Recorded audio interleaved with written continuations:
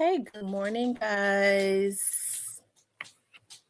Good morning, guys. Good morning, guys. Good morning, guys. Well, y'all, I've had like a 7 day. Let's see, has it been like 7 days? One, two, yeah, one, two, yeah. I've had like a 7 day run with you all. Whereas because I was iced in, I was able to get on here.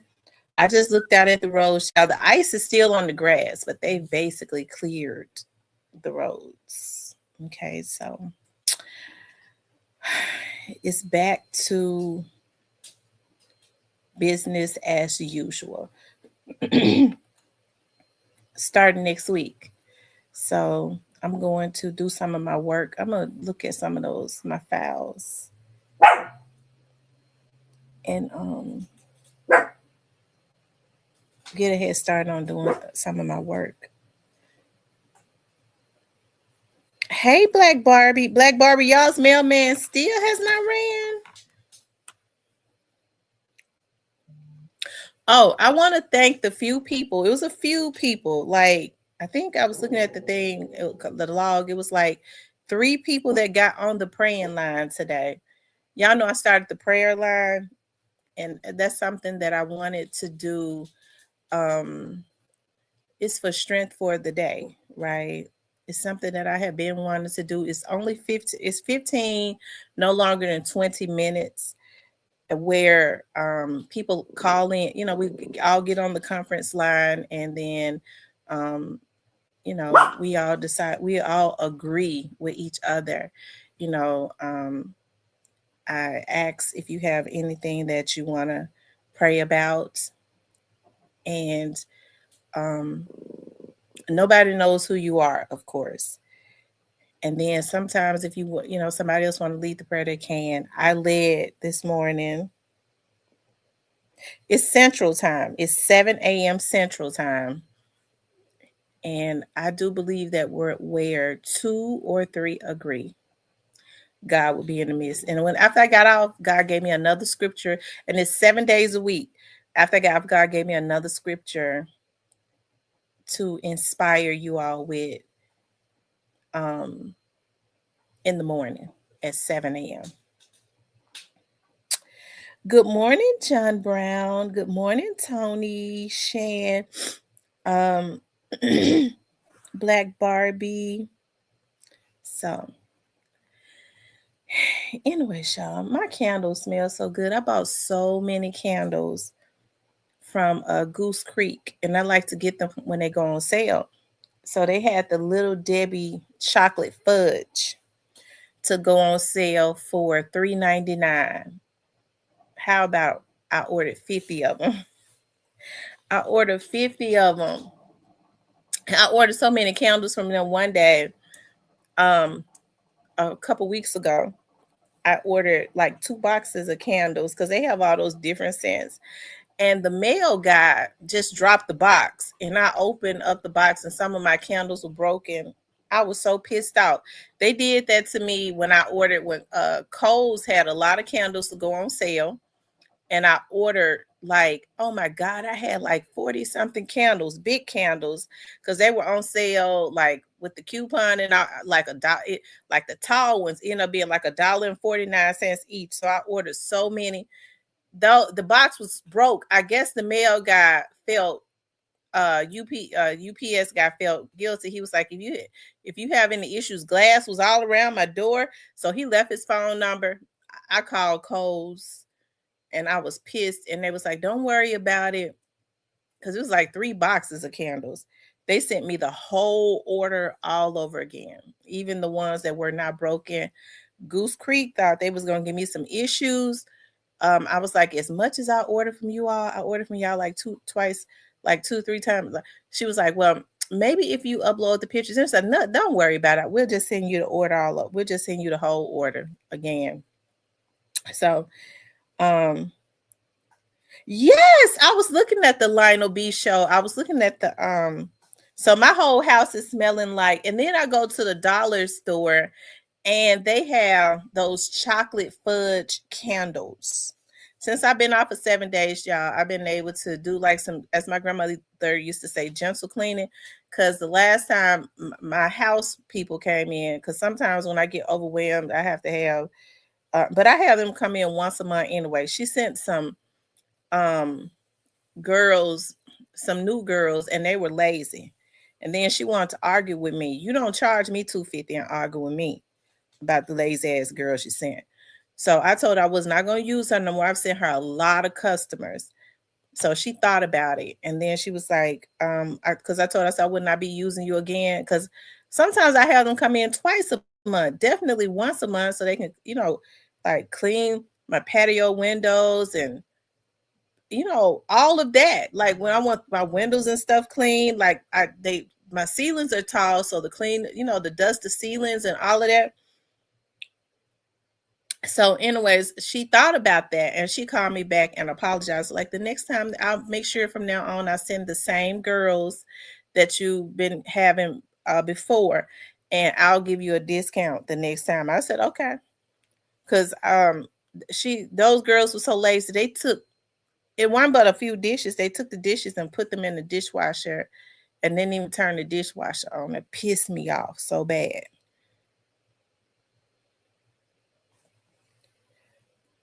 But and then I told them, like, there were some clothes in the dryer. And so I was like, just fold the clothes and put them on the couch, because I'll separate them. I know how. I want my clothes separated. I know what drawers to put them in. How about they folded the clothes and put them, mix them, the towels and everything in, and put them in baskets? That pissed me off so bad. Oh my God, it made me so mad. So anyways, I've been able to, since I've been at home for 7 days, like gently clean and all of that. And I've been thinking about, um because the guy keeps going up on the rent at my studio. And it's so hurtful because I've been there for, oh my God, since 2013. So that's 13 years. And you get he just keep going up and up and up and up. And in the heat winters, the summertime, the air is always out. The wintertime, the heater is always out. And you keep going up on the rent. And so many people have left. And I remember when Attorney Clinton, who had been there 24 years, he came in and doubled her rent. She had knocked out walls for her law firm because she had been there 24 years. And even though she paid for it, because the manager that was there before her um, was like, listen, as if you knock out the walls, you pay for it. Hey, I'll charge you this amount. He came in, started looking at her office, and he doubled her rent. He doubled her rent. And he's trying to get me to the point where mine is doubled. And so my mom was like, I've been told you to leave. And I was like, I've been here, for so long. I, I just, I just, but so many people have left that was original. And the only two original people that's still there is me and the barbershop. And so I've been thinking about, um, moving, still in the same area, just to another location in the same area.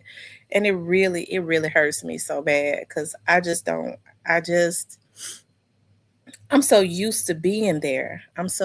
Even though I'm not even there all the time. I ain't, I go over there to my office, you know, when if my clients want to record. Here's the thing, things are so virtual now. Like what I do is like I show my clients how to set up a green screen in their home, and then I could we do things virtually, or I'll go to their location because a lot of times they have certain locations where they want to be at, um, and record them and then edit it and then put it on. So I don't know, y'all. I'm having a hard time with making a decision on what to do. But if I don't, oh God, if I don't leave, he gonna keep going up. He has already gone up every single year. Every single year. And it ain't no little bit of money either. It's like $125 every single year since 2000. And it just went up again in January.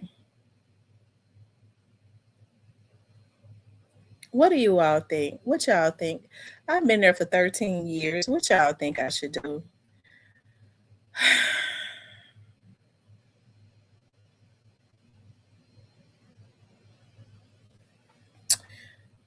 Hey, Brand Sale. Is it Brand Sale?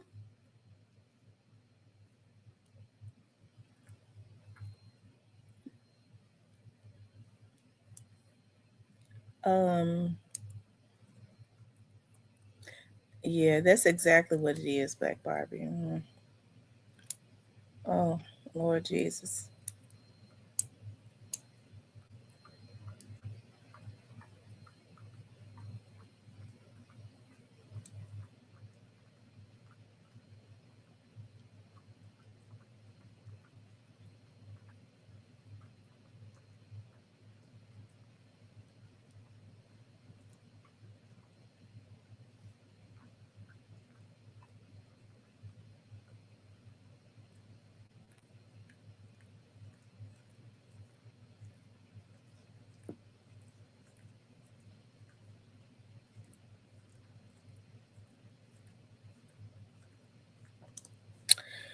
So I've been thinking there's another location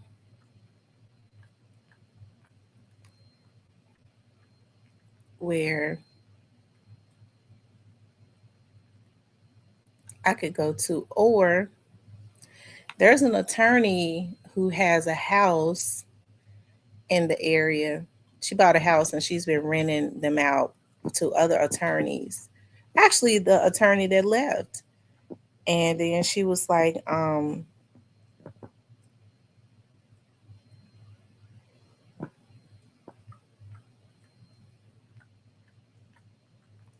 what area is your snowstorm in?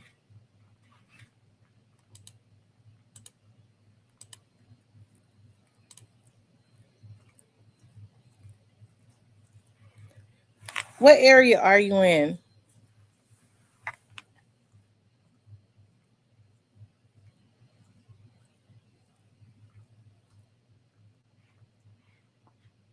Okay, North Carolina.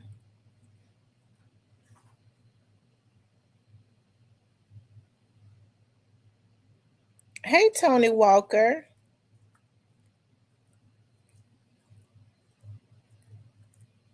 Yeah, but I was looking at that. I was looking at the Lionel B show, and I saw the interview that Quet did. I said I was gonna do a review on it. I'm gonna do a video and upload it. I'm gonna do a review on that. That was an interesting interview that he did. It was an interesting interview. Okay, you're in Charlotte. Okay. Yeah, it was definitely an interesting interview. So um yeah, it was an interesting interview. That's, that's what I got to say about it. It was interesting, and hey, um I had said too because I looked at it. I fell asleep. I was looking at a little bit of it last night. I looked at quite a bit of it, and then I fell off to sleep. And I see that Quet over there messing with Moochie Grape. Quet needs to leave Moochie Grape alone. Yeah, with his lemon head. He needs to leave him alone. He's too damn old to be messing with these kids like that. Quit. He ought to be ashamed of himself. And I mean, he gone crazy too. Talking about because Mooch Grape and them are in their 20s. Quit need to stop. He need to sit his old ass down somewhere. Surprise you. Listen, they said that we're supposed to get some more snow and ice next week. I think it's supposed to come Tuesday.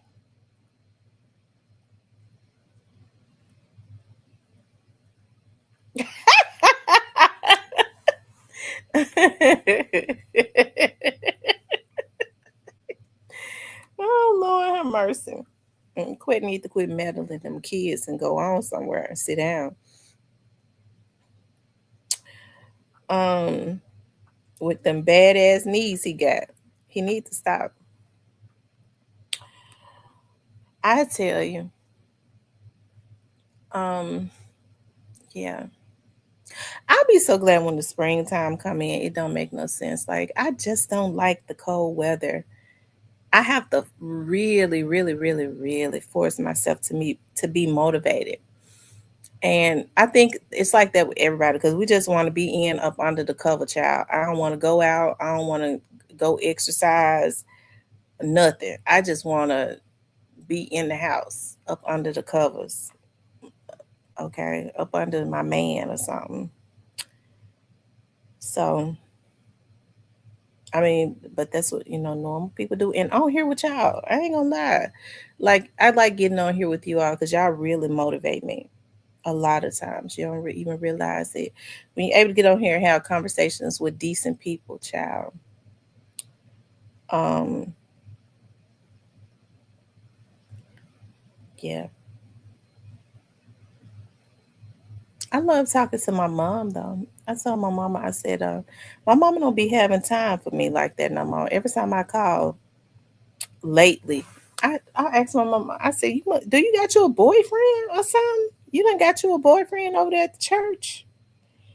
Cause every time I call, she'll text me while I'm calling. Call you back in a few. I'm on the other line. That's like every time I call. She got to be talking to her. She better not be talking to none of them deacons over there. My mother is very easygoing, so she really, I have to be careful about letting her date. Okay, because I don't want nobody to think that they can run no games on her. She's very mild and unassuming, and she's just a beautiful person. She don't have no fight in her. And it's really weird. People talk about that all the time, like how feisty I am. It's like it's something that you and your mother are like totally different. But I got a lot of like my I think I got my good heart for my mom because I do have a really good heart. I probably got my charisma from my dad though. My dad had a charisma, but my dad was a fighter. My mom's mom was a stone cold fighter. Like she was hardcore. She was hardcore. You were not getting away with nothing.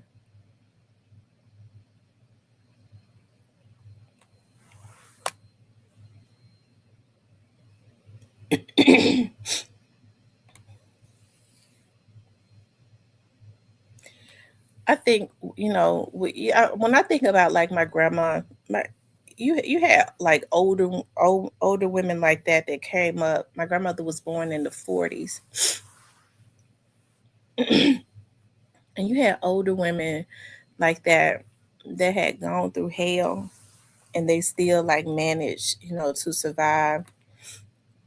Now my grandmother was one that was not forgiving. If she didn't, she was not fake. She was so beautiful, but she was not fake at all. Like she was not masculine. She was very feminine, but she just was hardcore. And so, if she didn't like you, she didn't fake with you. She didn't treat you mean. She just didn't. She didn't want. She didn't have anything to do with you. Um, But to think about like the stuff, kind of stuff that they went through, marrying young, very young, because back then you had women that was marrying at 14 years old. Um, yeah, you had women that was marrying at 14, 13, 12, stuff like that. Um, that was very prevalent, unfortunately, in those days, especially if the households were poor. A lot of young girls were forced to marry older men because it was about having somebody that could take care of you. And they started having kids real early. Really, that's why when you hear people say, "Wow, you had women having they had 15 and 16 kids." They don't talk about the ages of how old they were when they started having those kids with those old ass men. Because a lot of times those men would be in their 30s, but they were able to provide for them. And so, you're talking about a young girl, and which, hey Diane, it had to have only been for sex, because you can't really have no real companionship with a, even now, what kind of companionship other than sex could a man in his 20s, let alone in his 30s and up, have with a girl that's 14 years old? Okay, that's why I know deep down inside it's a sickness. And so those girls were getting married really young, and they were started having babies at 12 and 13. That's why back in the olden days, they had so many. You start having babies at 12 years old, you got an old ass man want to skeet in you all the time. Okay, as soon as you have a baby, she pregnant again. She was young, so she was ovulating, okay, at the speed of light, right? And that was probably around the time she had just started to ovulate. When your her reproductive system really got started producing. Okay, so a lot of times that's why that happened. Not all the times, but a whole lot of those times, right? So it's so unfortunate, that like I hear people say all the time, like, right, they didn't get to enjoy their youth at all, not at all. And so a lot of them were beat into submission because they were kids. You old bastard, you old freak, you married a child, and because you wifed her and putting all those babies in her, you saying that you beating her because she ain't acting like a woman. That's because she's not a woman. So that's why I say the black women have always been the most unprotected women, because even before that, I like to look at documentaries and stuff, not to make me mad, but um, to I like knowledge. That's what I like. I know I be getting on here clowning and stuff, but I love knowledge because I don't want to have to repeat it, right? Um, and so looking at like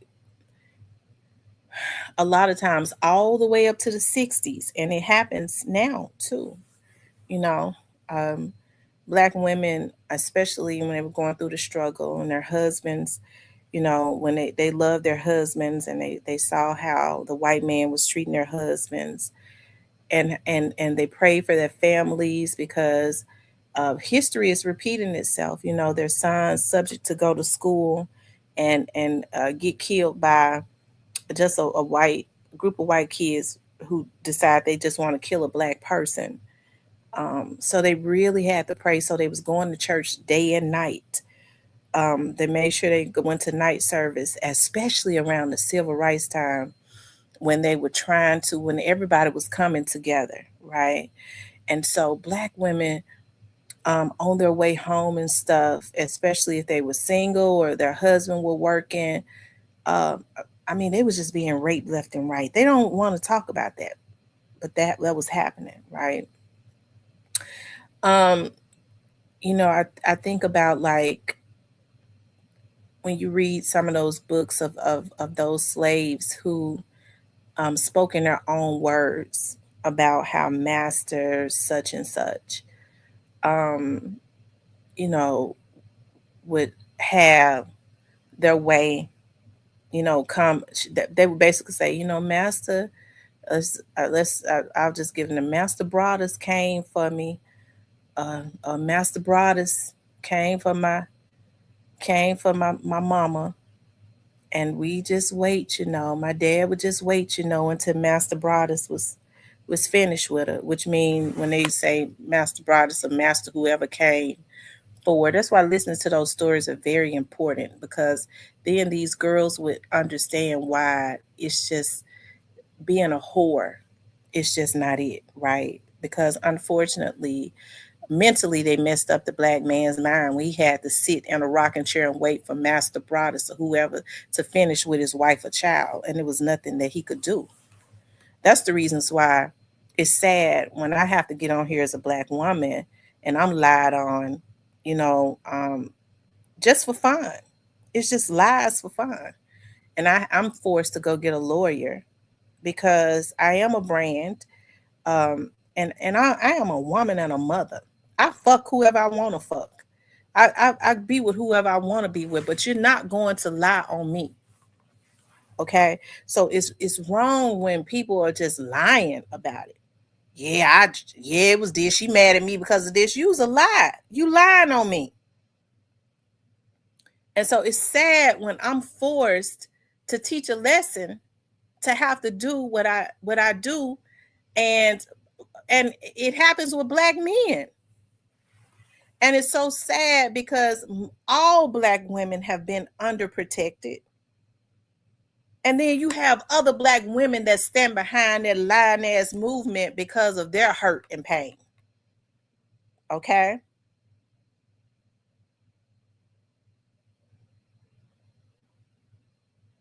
And so, I'm getting back to my grandmother.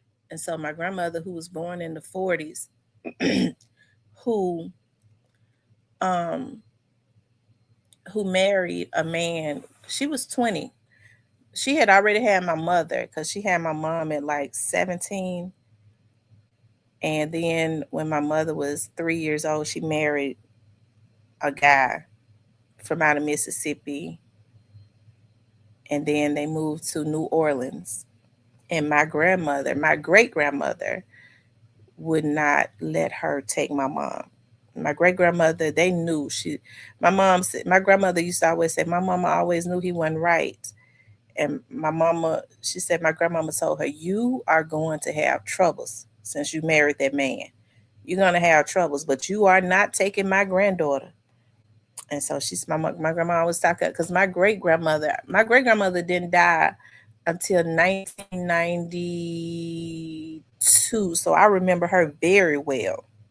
Okay, I was a teenager, and I remember she always had a switch in her hand. She did not play. She always had a switch in her hand. So anyways, even when my mama said, even when she had me and my mother was still going to school, high school, which was Fairly, my great grandmother used to keep me and one of my cousins. And my mom said every day she got home from school, we would be sitting in the floor on a blanket, and I would be so happy to see her because my great grandmother had a switch in her hand, and she said we would be scared to move. So but my grandmother, when she moved to New Orleans with her husband, her first husband, my grandmother she was real strong. She didn't talk a whole lot about it. I think she didn't want to relive those memories. But she said as soon as he got her away from her family, because his mother and stuff was down in New Orleans, she said they moved to somewhere in New Orleans. Um, and his mom and them dealt in a lot of, his mother did spells and stuff, you know, because my mom said when she would go and visit her, it would traumatize her. And so I think it traumatized my grandmother because she said as soon as she was 20 years old, he was like 33 years old.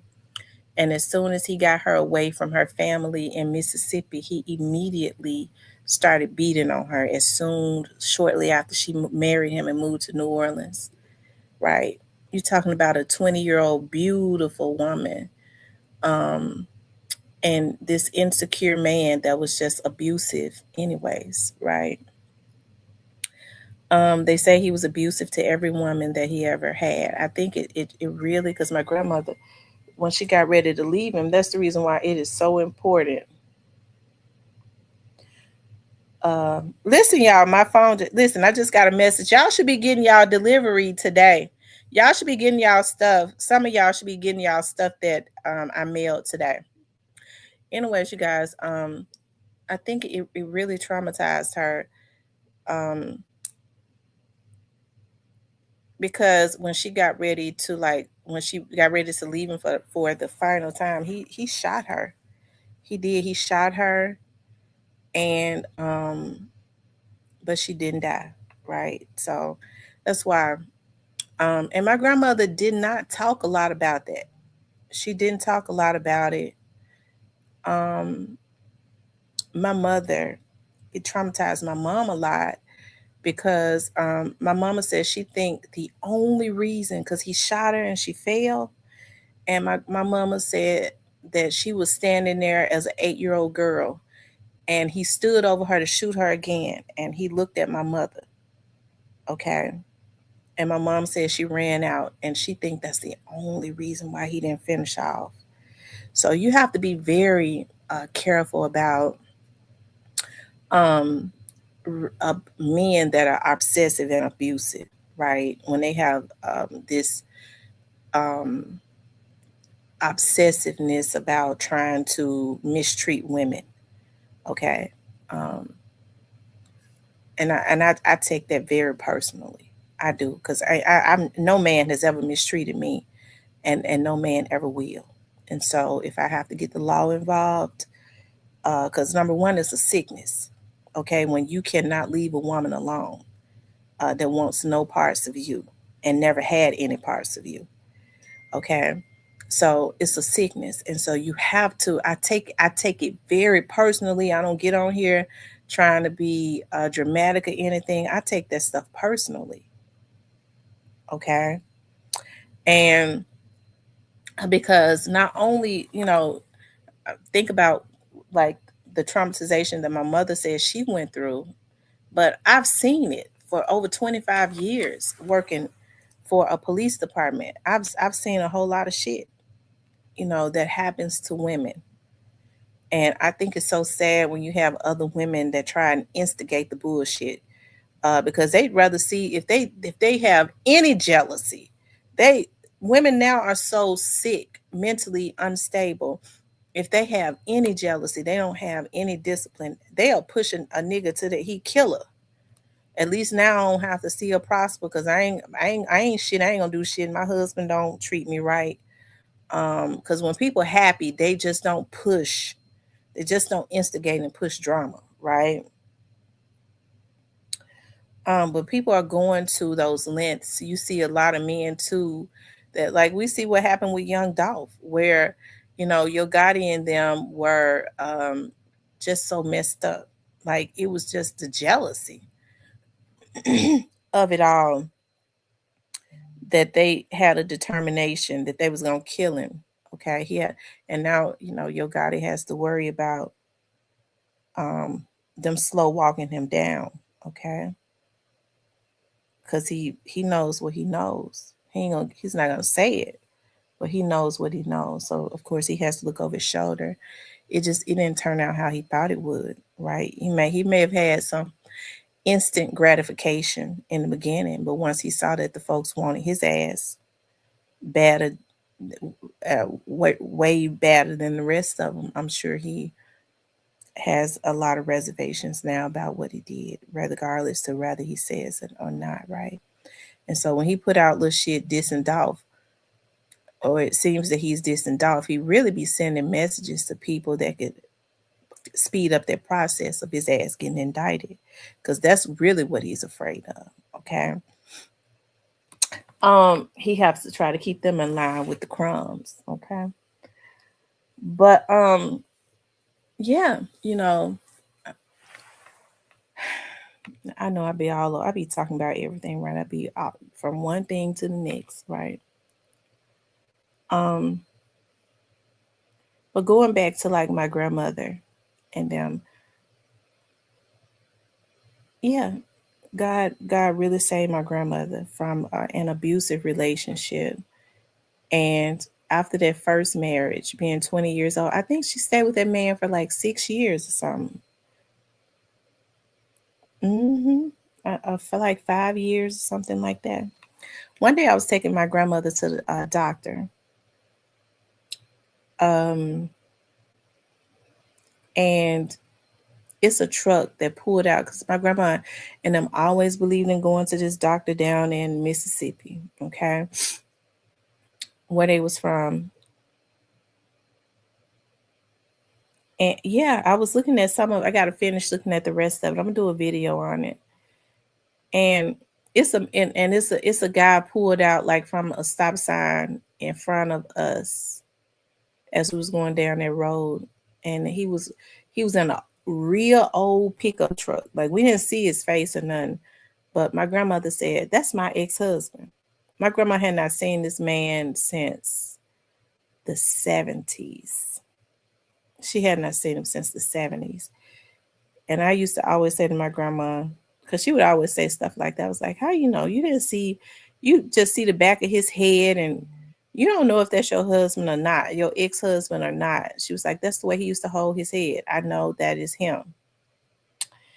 He pulled into a gas station, right?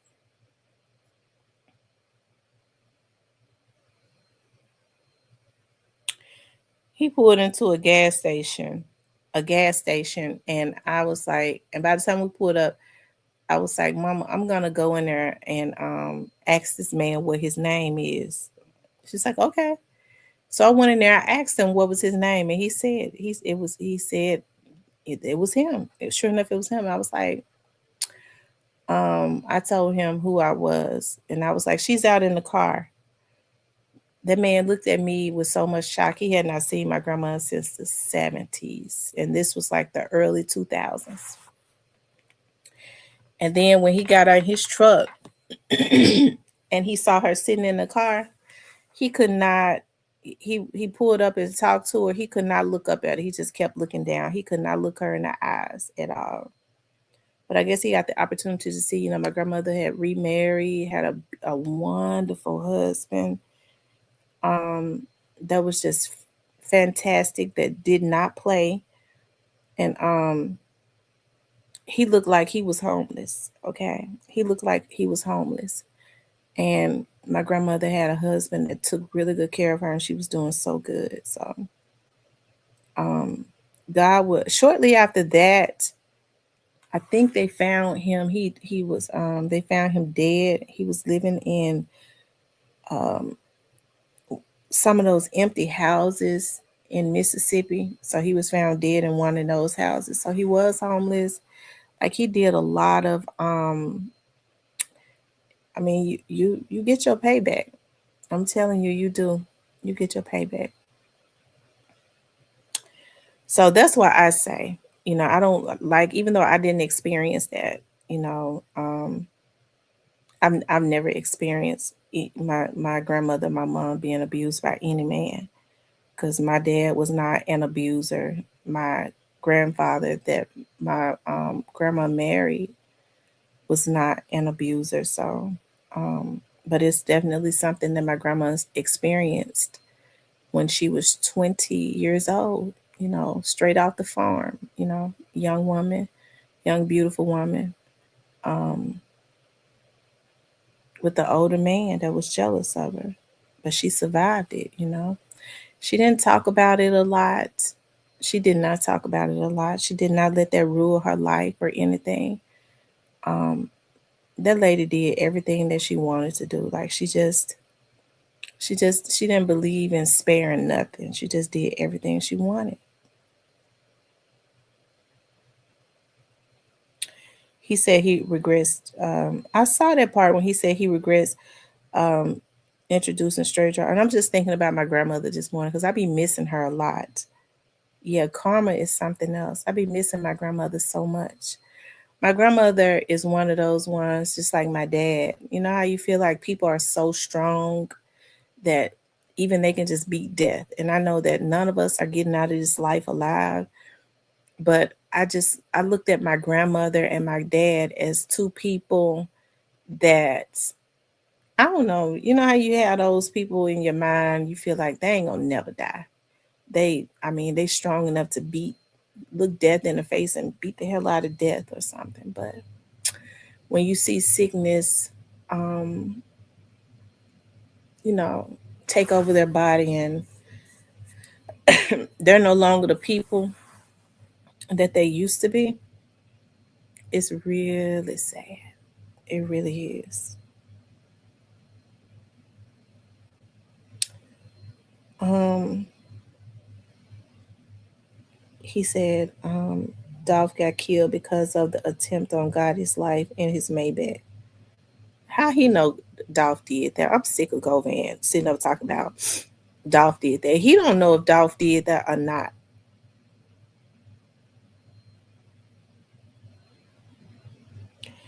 Oof, he get on my nerve with that. He always put that at young Dolph's feet. How he know that Dolph was the one that did that? How do he know? And I'm gonna tell you another thing he doing that's gonna come back to bite him in his ass if he ain't careful. Well, I'm gonna talk about that in the video. I don't like no damn silly ass men when they old. Okay, I have to get them told. Um.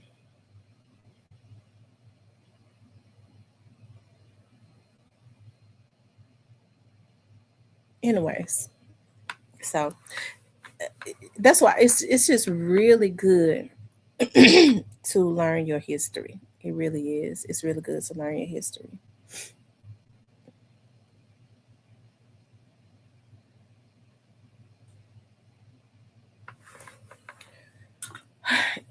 They have people where they go. They have so many black people. It's something to me when I when I see black people talk about. I don't want to know nothing about my history. That's old. Everything is different now. Everybody learns about their history, but they tell black people.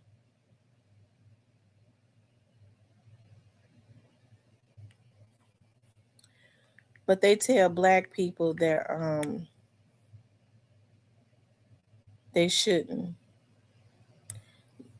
want to know their history. They should try and forget their history.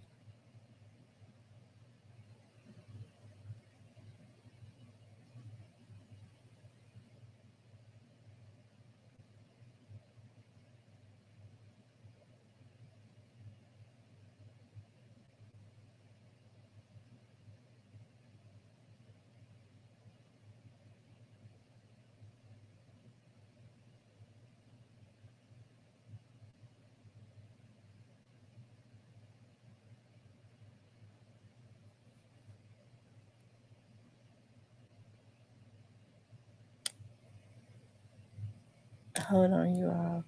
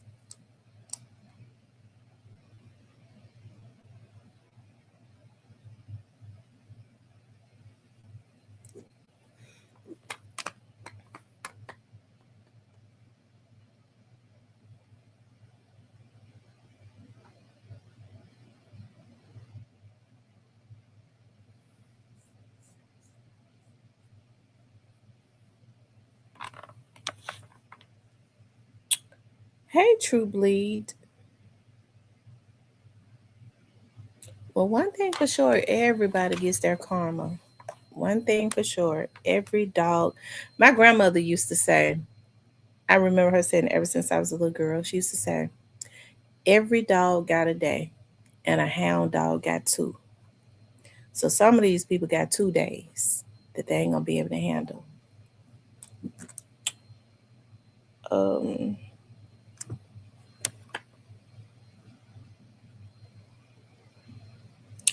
Black Barbie says they want us to forget it so we will not remember it and or pass it on for other generations to come to wipe out their wrongdoing.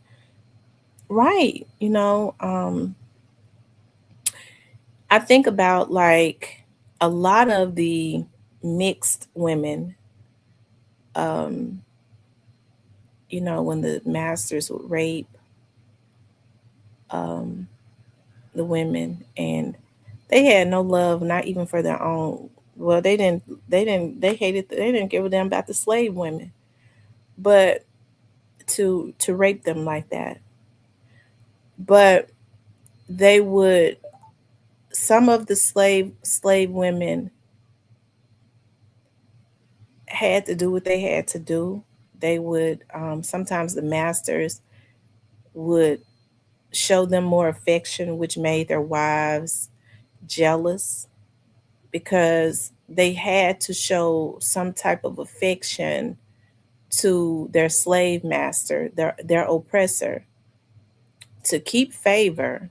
At least it would, he would be slow to sell off her family members.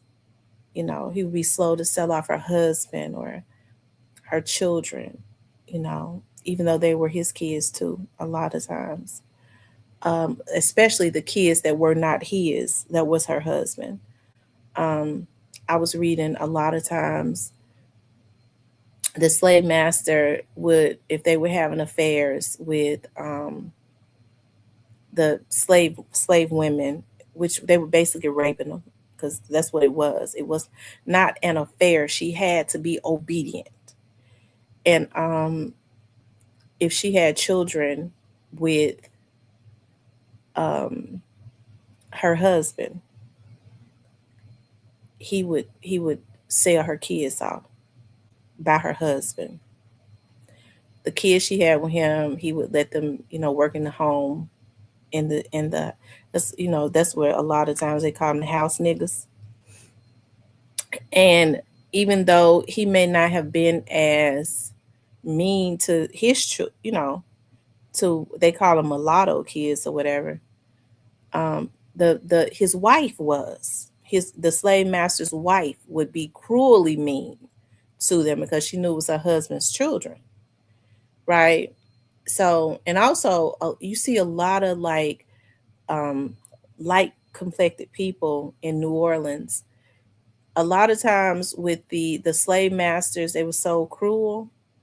They're the mixed or the pat the I hate to call them mulatto because um you hear people call dogs like mutts and mulattoes sometimes, so I don't really like to call them that.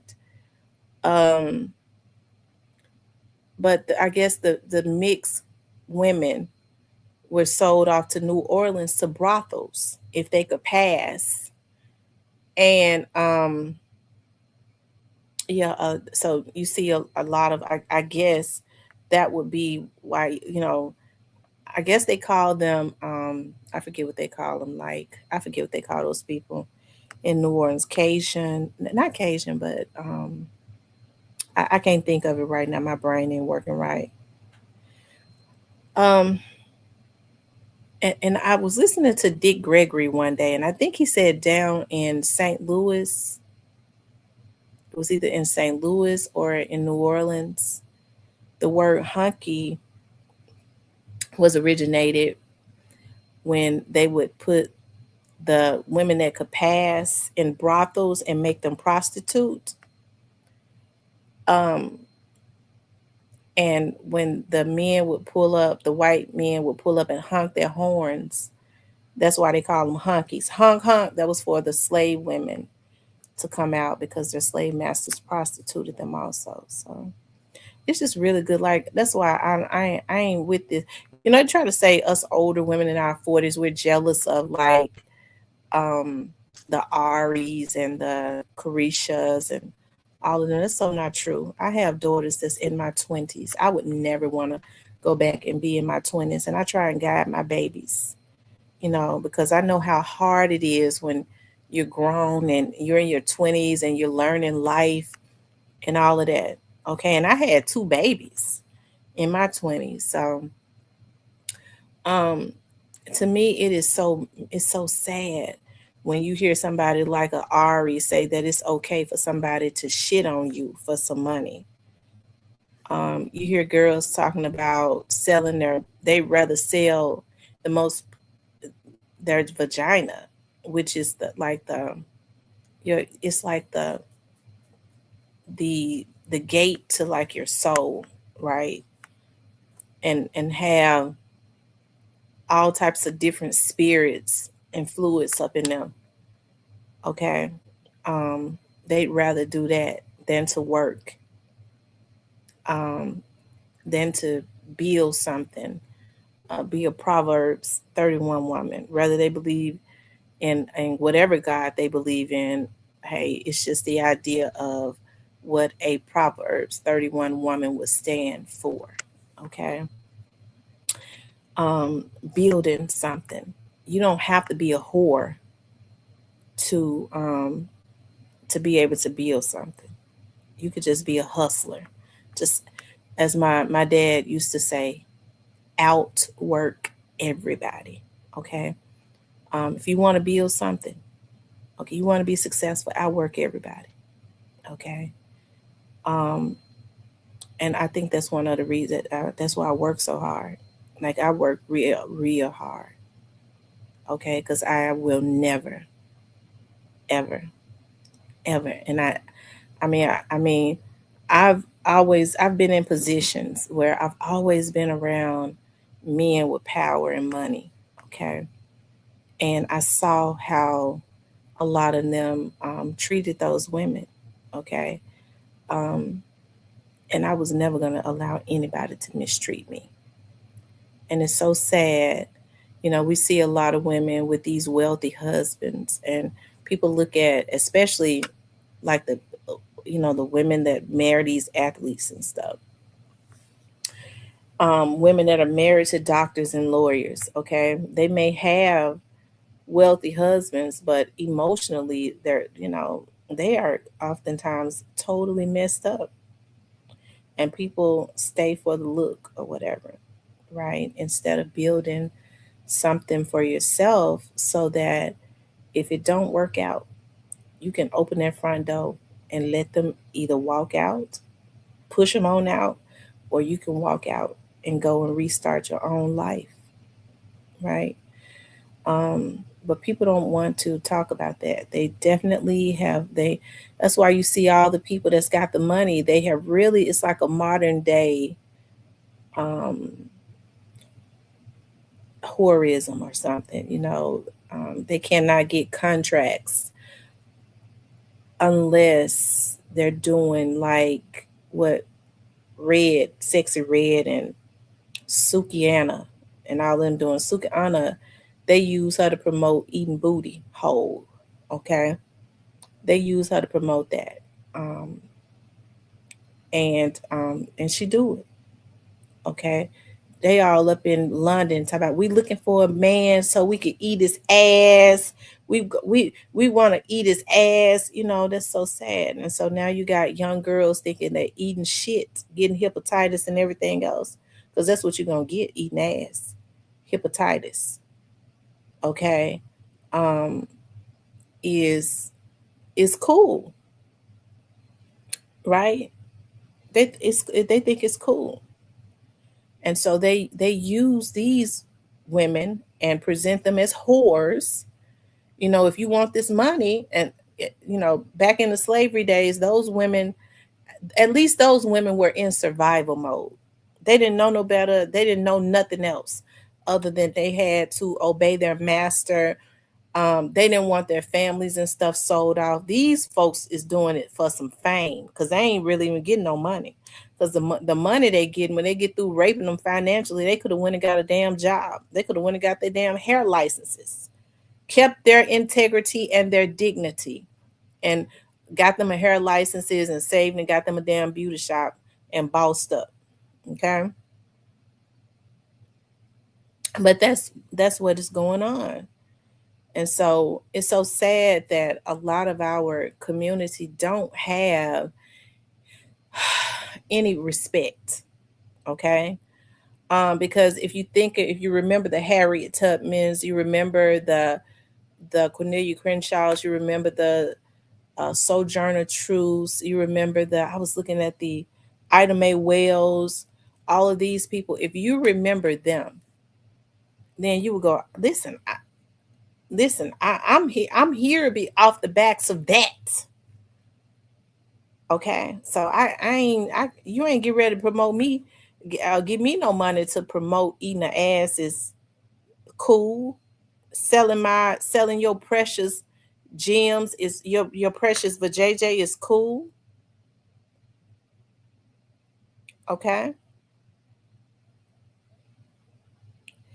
and so then what their comeback is, well, it's better to get some money off of it than to give it away for free. Don't do nothing. Don't give it away for free and don't sell it.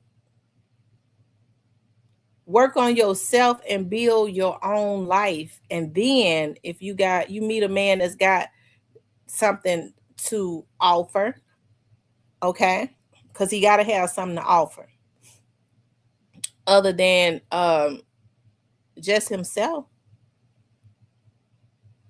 then that's when all of that takes place. They don't promote monogamy anymore. They don't want to talk about monogamy because and because they don't, look at how the AIDS rate has skyrocketed. I don't know what it is about this morning, but I'm hungry.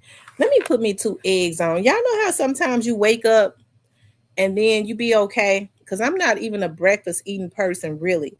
And then, like this morning, my stomach is like touching my back. Like it's growling. Hold on one second, y'all. Let me put on 2 boiled eggs. Hold on. What's up, Peter? Hold on. Y'all don't go nowhere because we're gonna finish this conversation. Hold on.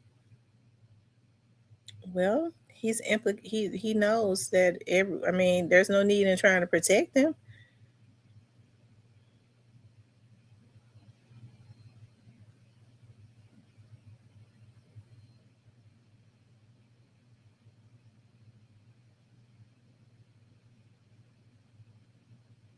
Mm-hmm.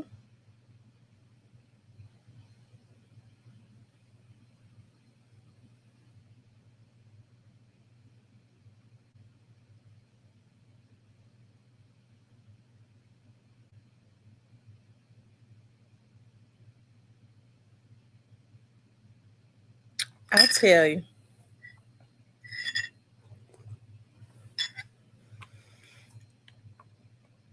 Do y'all think Quet would do an interview with me? I ain't got no money to pay him though. Um, y'all think he'll do an interview with me? I remember I remember Gangster Terrence. Y'all know the one from out of New Orleans, Gangster Terrence. And so he was interviewing Quet, and he was talking about, he told Quet that he was in my chat.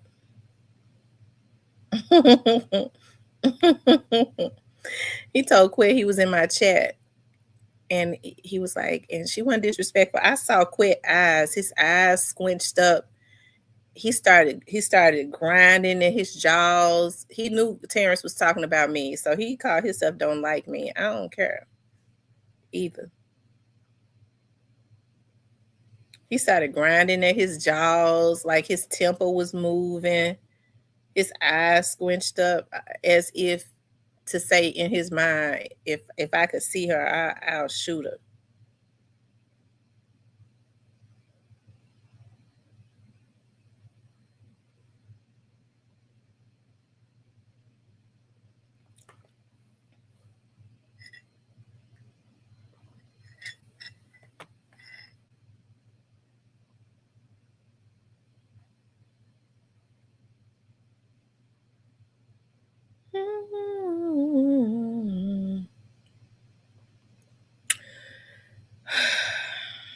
Mm.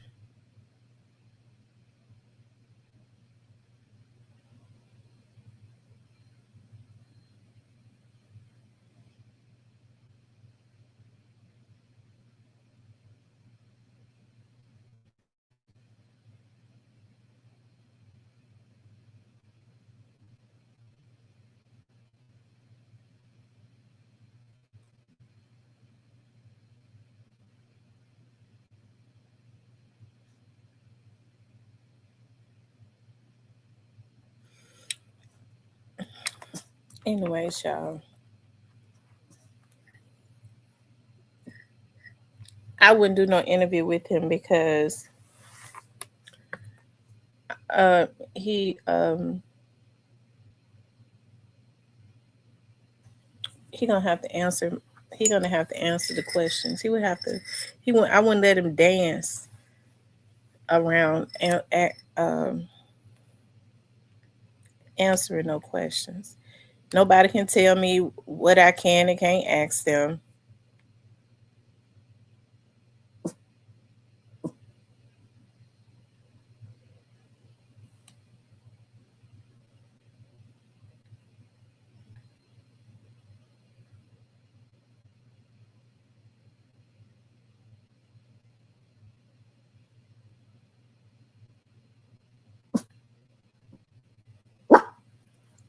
Girl, be quiet. I know those eggs on, they're not ready yet.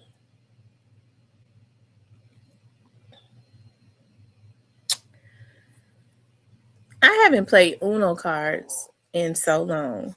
I would love to play. I'm with my kids. I think there's trouble. That used to be me and Vanessa. Every time we spent the night at each other's houses, Vanessa always, because I would always lose my Uno cards. Vanessa always she always kept her Uno cards, and they was always neat and new looking and all of that. That was our thing. We played Uno, me and Vanessa, all of the time. Child, I ain't never been able to keep. I would lose the cards.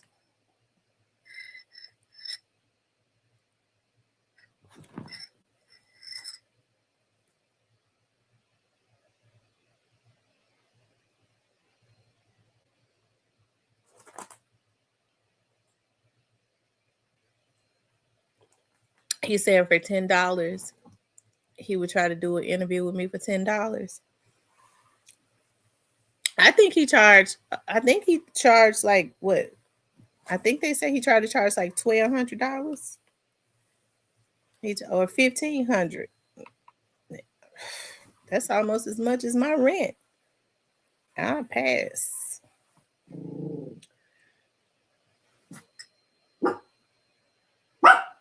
Stop. She always start barking when those eggs start boiling.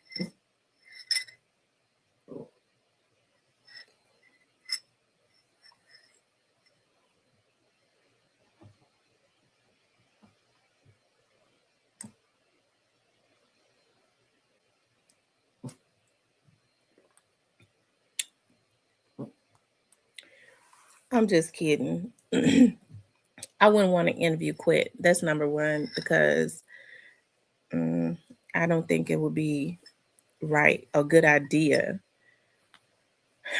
for me to interview him. I'm gonna tell you why it wouldn't be, because stop. I mean, I wouldn't attack him because I don't believe in attacking people in interviews, but I would definitely have questions for him that he would probably stop, get off and be start thinking and be mad about, like, she asked me that. It would probably make him uncomfortable during the interview. He probably wouldn't finish the interview because I would, have probably questions that would make him uncomfortable. It wouldn't be bad questions, it just may make him uncomfortable.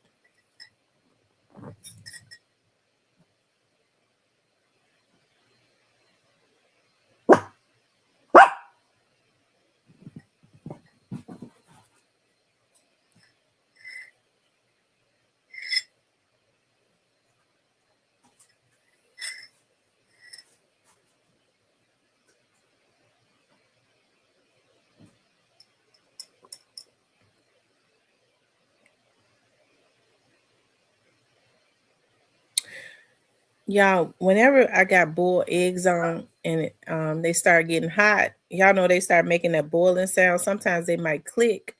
My One of my puppies always gets scared and she'll run in the back and get up under the bed.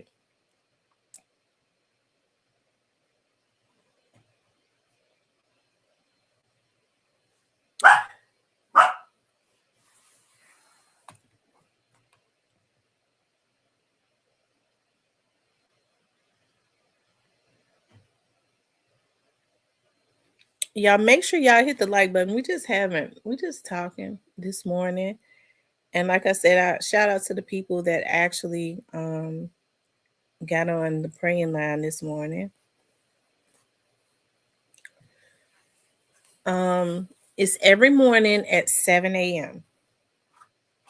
Every morning is 7 a.m. Until 7:15 a.m. So it's prayer for 15 minutes. It's like prayer on the go. I need to get my butt ready, do my hair, and get ready to go to church this morning.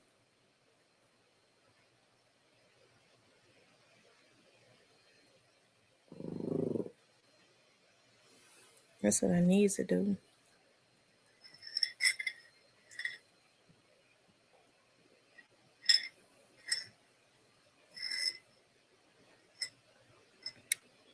See, when I do, I may still do it. I'm gonna tell y'all something. In these trying times, we really need God, or people need to tap into their faith of whatever it is that they believe in. Because we just cannot do it without God. Like, I think the reason a lot of you see more people now that don't have no type of conviction. Hey, don't have no type of conviction, um, because they're not bound by anything. Like you hear people say now, well, I'm God. Okay, well, so I'm the ruler of, I'm the ruler. And so that, and they feel like they can do whatever it is that they want to do. One thing that somebody told me about the Church of Christ, because you have all these different churches, like the Baptist Church, the Church of God in Christ, the Church of Christ, and now they're saying that there's the Church of God. Okay, you got the Methodist Church, the African Methodist Church, um, and I guess all these other denominations, non-denominational churches.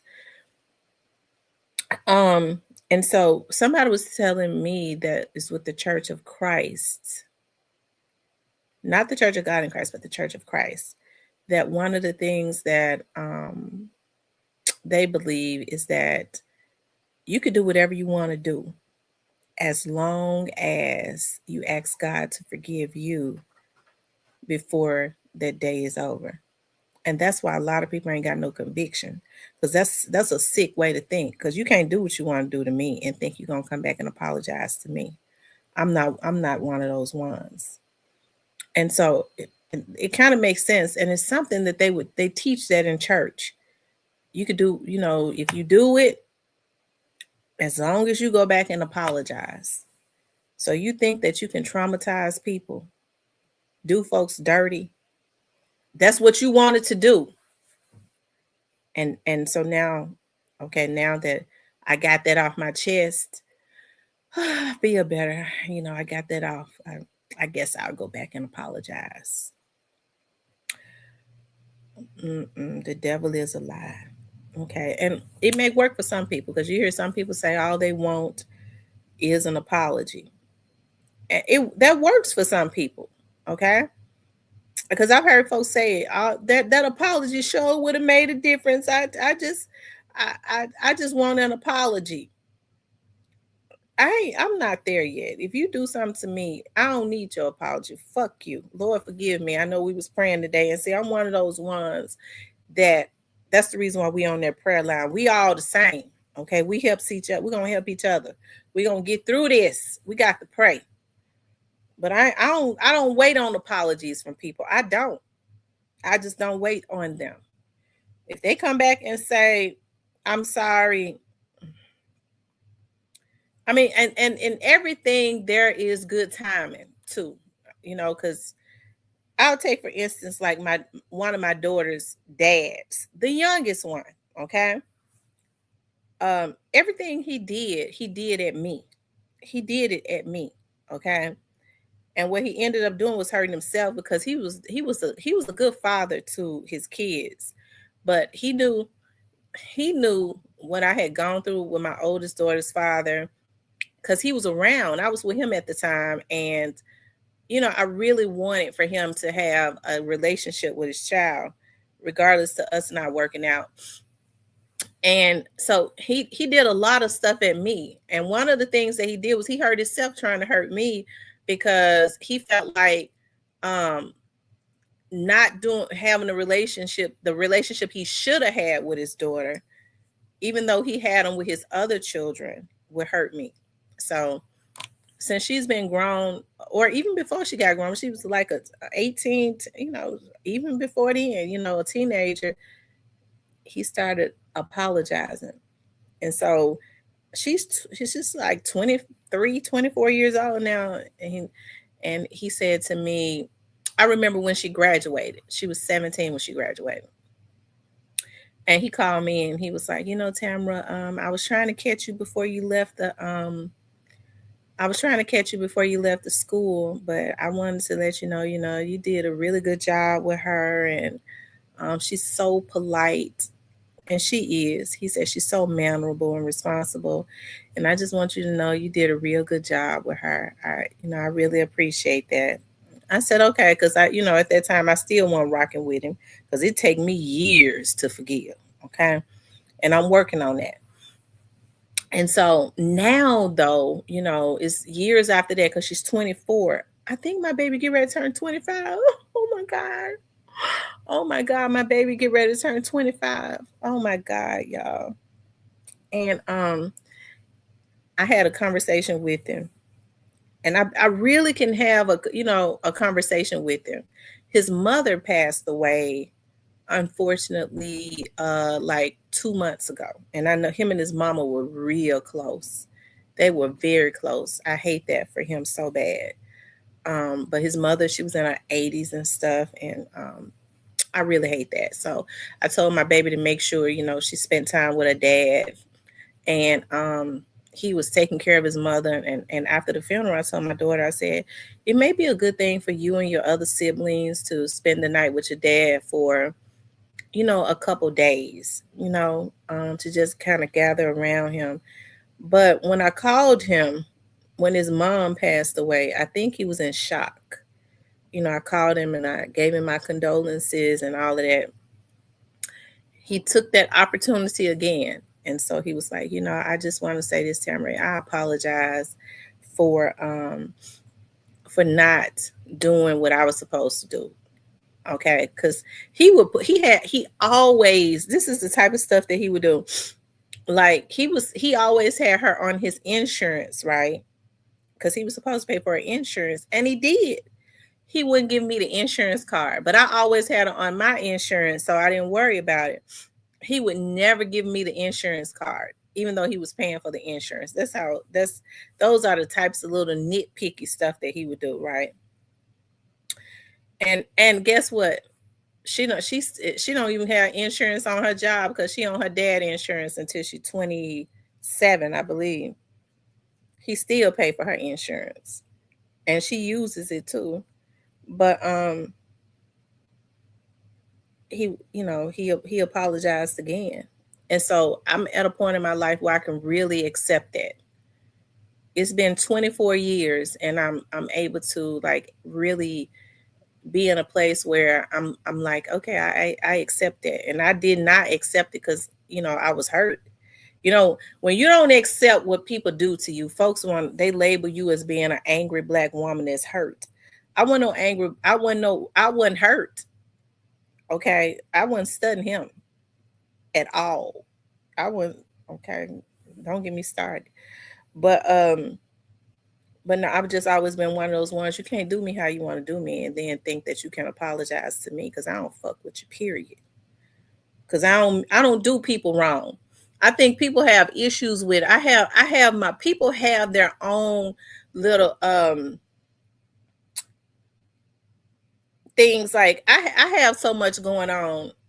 What'll happen is people have to, like, the people that, especially the ones that I rock with, and I be rocking with them because they be so understanding. I have so much going on. I have times where I have to shut down. Like I have to like cut off, even with my mama, because my mama will call me after a couple of days and say, I ain't heard from you in 2 days. What you got going on? What's going on? I'm like, I'm recalibrating. That's what I'm doing. Like I've been working real hard. So I have to just lay on my couch and recalibrate. Or I have to look at inspirational stuff to like re I don't know what's the word that I'm looking for, like reignite my flame or whatever. I think it would be good for everybody to do that for themselves. But sometimes when people are so leechy and they're so needy, they take offense to that. They'll start throwing bombs at you. Boom. You going through some shit yourself. Boom. She acting funny. Then they'll start trying to dig ditches and graves for you. Like, what the hell are you talking about? I got some shit going on myself. Like, mentally, we all have stuff going on. We trying to survive. And so it's good to have, friends that'll call you and say, you all right? Especially when they know what you have going on. I always tell all, like, the people that is closest to me, y'all need to check on me because I have it bad in the wintertime. I'm serious. Like, we all go through that seasonal type depression. This year, it has been better than it has ever been. But even in December, it hit me like, bam, like, oh my God, like my grandmother, this is her season. I'm getting ready to go into another year without my dad. That always hits me too in December. Like, I'm getting ready to go into another year without my father. And then right after I get past that, I have to deal with, these are the months that he really fell sick. And then next month is the month he died. So I have to deal with that stuff, you know? And my that's the month my grandmother died too. They both died in the month of one died in the month of February and one died in the month of March too. He started to get really, really sick around January and February and he was a fighter, were the months that they were saying. In January, the doctors was constantly saying he ain't gonna make it. You know, we'd be surprised if he make it through the week. He made it all the way to March. So that's how you know God is always in charge. February is the month that my grandmother died, and then we buried her on my daughter's birthday. So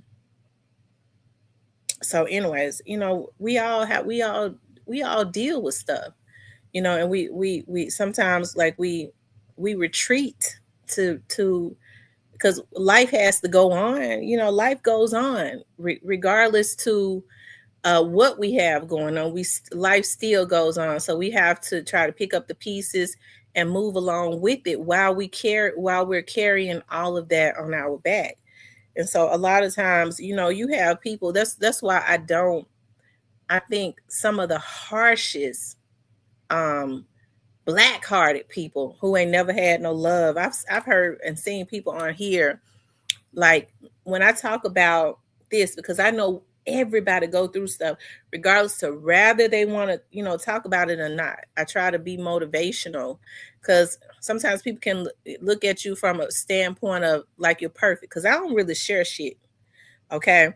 I was real because I was like, I ain't gonna share nothing. And then people started trying to pry into my life. And they ain't see shit because I don't have nothing going on. And I was like, but you know, if I'm gonna have a platform, it's good to let people know, like, we all go through the same stuff. But you got to be a black-hearted person to be sitting up laughing about a woman sitting up saying, hey, I lost my father, even though, you know, this is the third year. Um, I have a hard time with that around that time. Like, I go into a depression. And then, you know, my grandmother, who was just like my mom, even though she's been gone for like 11 years, I still have a hard time when it comes to around that time that she died, because it takes me back to how I felt, you know, when those two people who were key people in my life lost it. And to see people sitting up laughing about it, you could tell folks that one loved. You could tell people they ain't never had no love. Because it ain't no way in the world that I could ever laugh at somebody saying, I have a hard time. Oh, she crazy. No, bitch, you crazy. Okay, don't get me started. Okay, it's something wrong with you. Because I was loved. I am loved. I came from you know, my dad doted and loved on me all the time. And you know, my grandmother really doted on me. I was her only grandchild for 10 years. So, I mean, I was, they just did, you know, and so those are people in my life, not to mention other family members. I've had cousins and stuff and uncles and aunties that have passed on that I was really, really close to. And so we have to deal with that too. So oftentimes when you start thinking about that, especially those with constant figures in your life. I talked to my dad 3 times a day. We were business partners. Like, my everything as far as business that I have, my dad started it for me, you know. So we started all this together. And that's one of the reasons why, even though I know it's time for me to move out of my office, it's real hard for me to move out of that office, because my dad still has his desk in there. I got a table, his table that he brought up in there, all of his agendas. When he would get ready to do his radio show or his TV show, he would always write an agenda. I got the agendas from 2014 all the way up until the year before he passed away. And that's when he stopped coming over there because he had started getting really sick because he was getting this, they started having to amputate his toes. They started with his toes, and then they had to take off half of his foot, and then they had to take off half of the other foot. It was not good at all. And but he was so determined. Like he meant that he was going to educate the people and fight for the people. And so when I look at his agendas from 2014 all the way up until he passed away 3 years ago, I go, dog, my dad was so before his time. A lot of the stuff that he would write down before he got on TV, a lot of that shit he was saying was gonna happen, it's happening now. He knew it was gonna happen. And it's so sad because my dad used to always say, as Black people, we are degressing. We ain't progressing. And he would say, mark my word, these Negroes gonna end up doing this. They're gonna take the bait. They're gonna do this, and that. And I promise to God, look at what's going on now with these politicians. It was happening and stuff all the time, but it's real bad now. And so I take a lot of joy in looking at his table, looking at his desk, and looking at a lot of the stuff that he would talk about. And then sometimes when I don't go over there as much. I really don't even go over there as much unless I got business over there. But sometimes I promise to God, like when hey,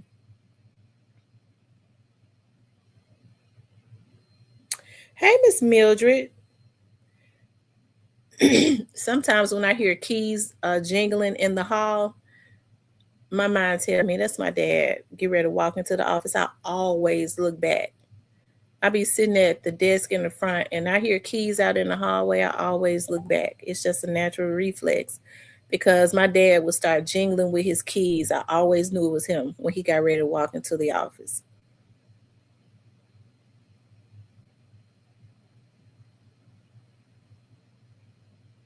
So I kind of stay away from over there as much. But it's just time to move because you done gone up on the rent every year. Let's see. Since he got there, I'm paying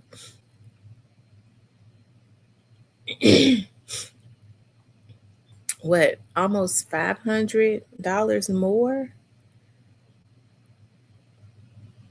and he ain't finished. So I don't know. Yeah, I'm gonna have to pray about it. I'm gonna have to pray about it because I'm like, my emotional ties got me there.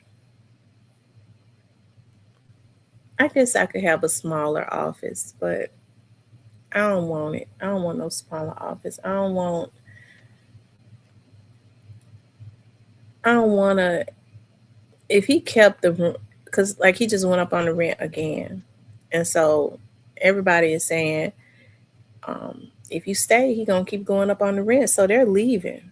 The main people that have been there for years and years have left. The only ones that have been there for more than 10 years is me and one other person. Everybody else that was even there before us have left.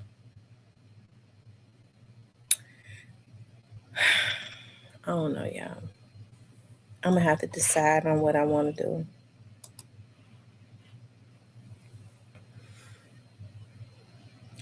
Because that office reminds me so much of my dad.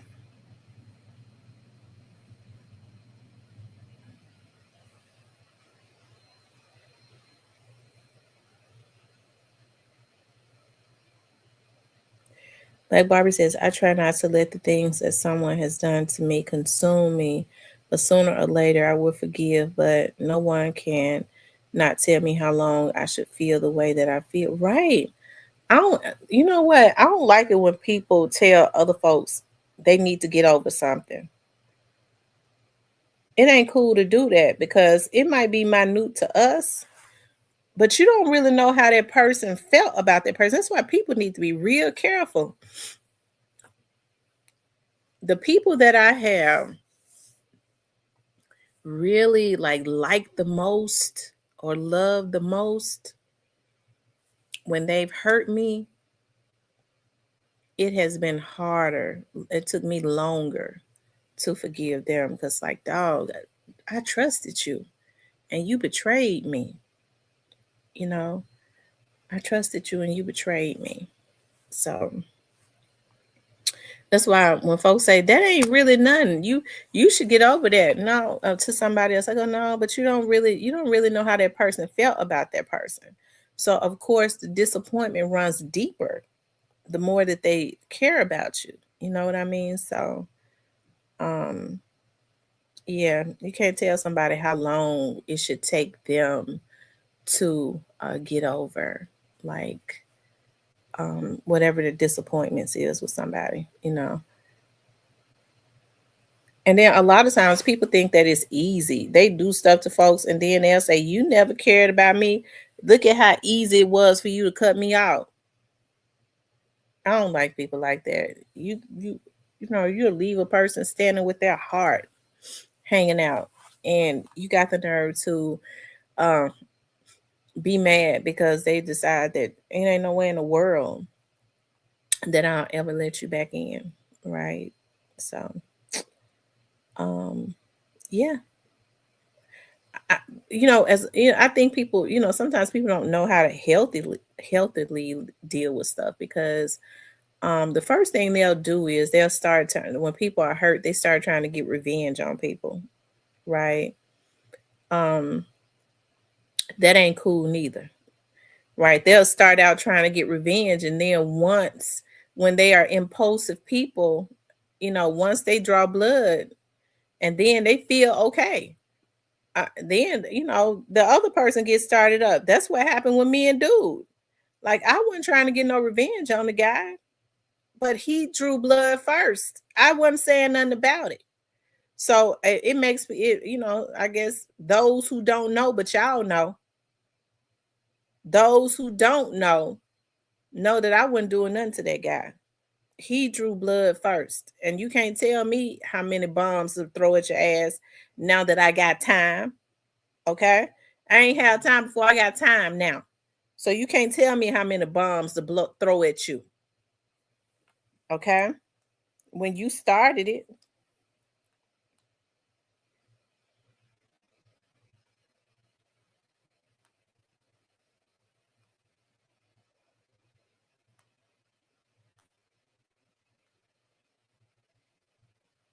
Okay. He started it by running to YouTube to tell our business. I didn't deal with it, but now I got time to deal with it. Okay. And it ain't because I'm bitter. It's because he shouldn't have did that. Cause I don't want him. Okay. Black Barber says, God will let you know when it's time to leave. The money sometimes may be an issue depending on the individual, but the emotional detachment is priceless. And your dad would tell you to. Oh, absolutely. Absolutely. It ain't nothing like when you've had like an attachment to somebody and then you finally don't have that attachment anymore. Okay. That peace and stuff, you start to feel that peace. Um, yeah. You know what? I think I learned very early on with my oldest daughter's dad, who was he was older than me, but he was stupid. He was a real handsome dude, and he just was no good. He was just no good, and I didn't have no peace because he had gotten a baby and he didn't care. He did not care. And come to find out he did that with the rest of them too. So he was just getting babies. And so I didn't have no peace because I was so young. I was like, dog, this dude got a baby with me, and he don't have a worry in the world. Like, he just don't care. He don't care about anything as it relates to being a father. And so around that time I had started working for the police department. I felt like, he thought he could just mishandle me because I was a young girl that really had not had no experience. And I hadn't. I didn't. And I remember I asked him, this is what made me dog him out. I said, why did you do me like that? You got me pregnant and you don't want to take care of your baby. And I'll never forget. He looked at me and he said to me, I said, you just ain't right. You ain't no good. He said, well, I saw a young girl that looked like she had not been through nothing. And so I decided to get you pregnant and put you through something. This is life. And I'll never forget, he walked away and I said, I'm going to get that motherfucker. And I mean, I'm going to get him. It just so happened I got a job at the police department because he was a rolling stone. He was real bold and brazen with it. I worked at the police department and I started working for the PD. And so I remember I went and put child support on him, right? Which meant absolutely nothing because he wouldn't really work, because he was out in the street. And so every now and again he would go get a job, right? And then I would get his income tax. So I remember I started working at the PD. So they had this system where you could, I could always look and see when he got a traffic ticket. And he would have his new address on it. And every time I saw that new address, I would call down to fugitive because by this time he wasn't coming to court because he wouldn't pay child support. And I would call to fugitive downstairs to fugitive, and I would say, I have a address on Marcus such and such, and y'all need to. This is he got a warrant in the computer, and so shout out to the fugitive squad. They they would always say, oh, okay, well we'll wait until like early in the morning, and we'll go beat on the door and get him. And they would always go get him at 5 o'clock in the morning. So when he would go to court, his sister would have to pay like the judge would always make him pay like $3,000, and then the 3,000 would come to me, to get it out of jail. And so, but even still, like when he would get money and stuff, he wasn't around a whole lot. When he would get money, he was more generous with it when he would get some. But when as she was growing up, because he wasn't around a lot. But to make a long story short, he had all boys, right? He had all boys. And so one day, my daughter, the boys was like, their dad used to talk about they had a sister. This is so weird. And they found her on social media. He was wrong for that. And that's how her brothers just started doting all over her. They just, from the time she was like 13 years old, that's when they met her. That's weird. It's something. They had a curiosity about having a sister. They knew their dad was getting a lot of kids. And they found her and they started coming to see her and they've been in contact. I mean, they love her so much. And they used to, I remember when they met her, they came to our house and one of them, her brothers was crying and stuff, talking about we used to pray for a sister and all of that. And so now with her dad, he's old, he's a lot older than he's quite a bit older than me. And he called, like my baby talk about all the time how her dad just called her constantly, like all day, every day. So my dad be constantly calling me, wanting to talk. But I've had the opportunity to have conversations with him. And you know what he told me? He said, I've apologized to everybody. He said, I was just out there, I was a ladies' man. I was just out there. I just did what I wanted to do and I ain't give a care. And he said, and another thing too, I was snorting. I hollered. I said, so you was I said, you was a drug head? Oh my God. Lord have mercy. That's why I said, Lord, thank you, Lord, for taking care of me because I had no idea. Oh, I said, so did you get on the drugs after you met me? He said, I was on them way before you was ever even thought of. I was on them in high school. Oh my God. I said, Lord have mercy. Lord Jesus. But I'm glad though, I pray for him all the time because he having a lot of health issues, like with his heart and stuff. And his mother passed away from heart issues. His sister passed away from heart issues. And I'm gonna pray for him too, because I don't want him to pass away from heart issues. So I told my daughter, make sure she check on her dad and go and make sure her dad is okay. Always.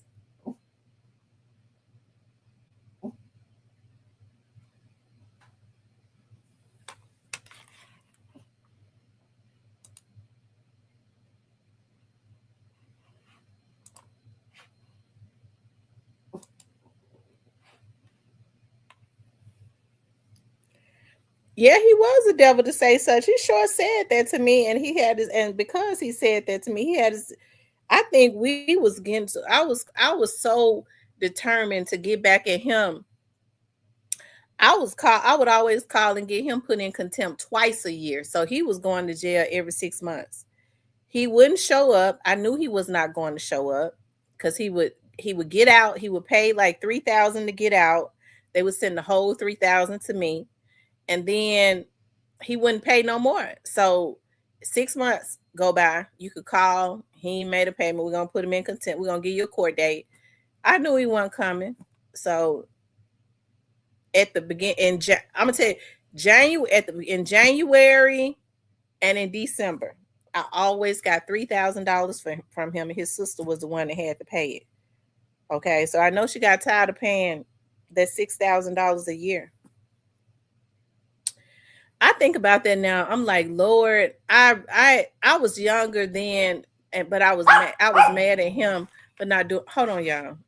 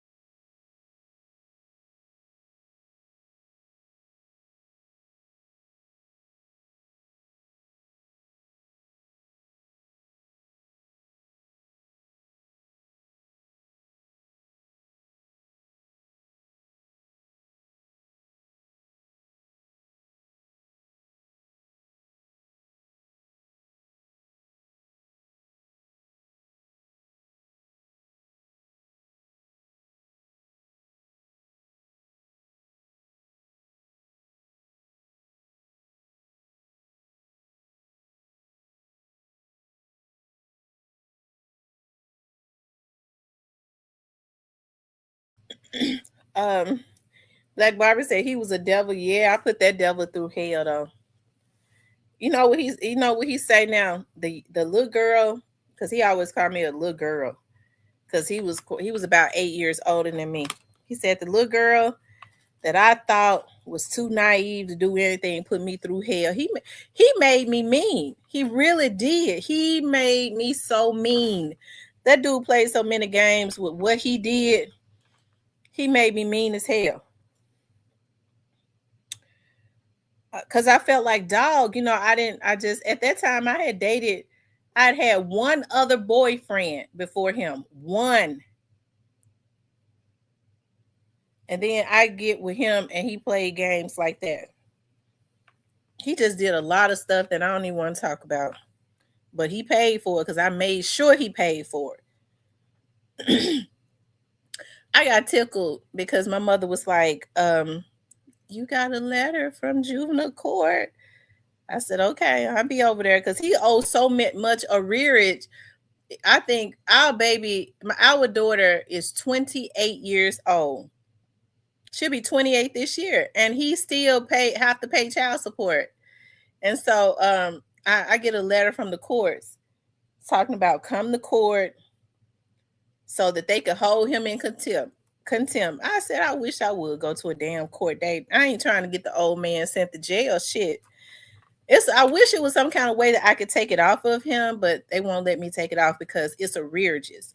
So he if it had just been like regular like child support, if she was underage, I could take it off of him.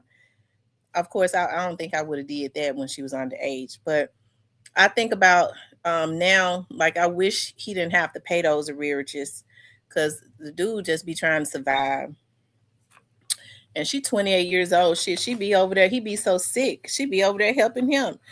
And she, I told her, I said, you make sure you always help your dad. And that's another thing too. Like a lot of parents, they be so angry. They start regurgitating like the issues that they have with the fathers.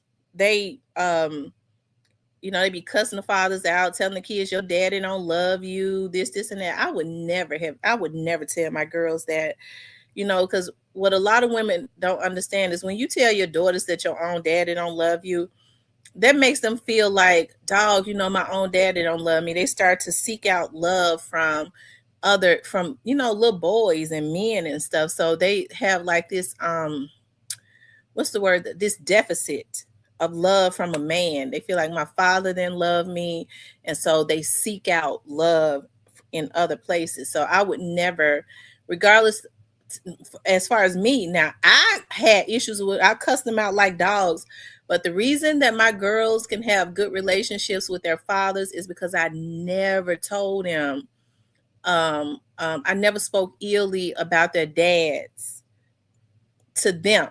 I never brought my kids in that. So that's why when my youngest daughter dad, when he be taking her out to dinner and stuff all the time and apologizing to her, she said, my daughter called me when she leave like dinner, especially at one time, he went on this binge and he was really apologizing. I apologize for what I did and how I made your mama feel when I was out doing the things that I did to her and this and that. And so my daughter was like, Mama, what is my daddy talking about? I said, I called him. I said, why do you talk to her about that stuff? I said, I never mentioned that stuff to her. She don't even know what you're talking about. But he got such a guilt. He feel like every time that he is with her, he needs to apologize for what he did. And she is about to turn 25 years old now.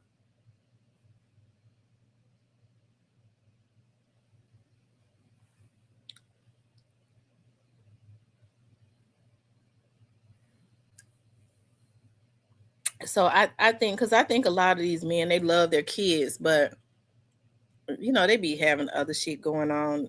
Like I never would have known that my oldest daughter's father called himself. He said he was snorting. I hollered. I didn't even know they had like whatever it is that they be snorting. I don't know what they be snorting. I know he wasn't snorting no cocaine, living in no damn Binghamton. So it must have been crack. He swear he ain't never did no crack, but what was he putting up his nose? Unless he lying to me.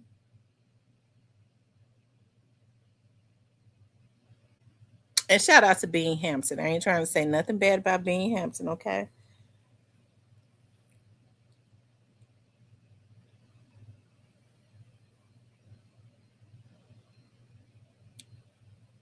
Even with him, that's why I don't understand what's going on now. That dude never tried to get no money from no woman. Even he didn't try to get no, and he said he had all this shit going on. I had no idea. Okay. Because whenever we was together, I guess he was a functioning. I don't want to be talking about him because I'll make fun of him a little bit just to be fun, just to make a little fun of him. I told my daughter, I'm gonna go.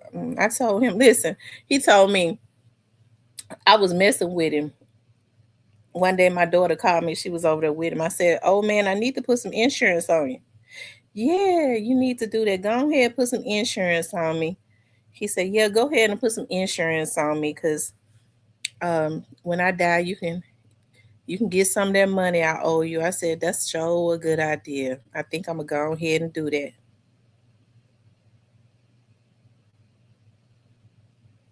For child support, that is. But I've forgiven him too. Now those two I have forgiven. I forgave him more easily because he was always like a clown. Anyways, you know what I mean. I don't think he had no malice in his heart. He was just a clown. The other one, it took me a little bit longer because everything he did at me. He did at me. So it took me a little longer to forgive him. He couldn't take that I left him. And I did, and I ain't had no issues with it. I walked right off and left him. Got me another man. And all them years, he wasn't able to get over it.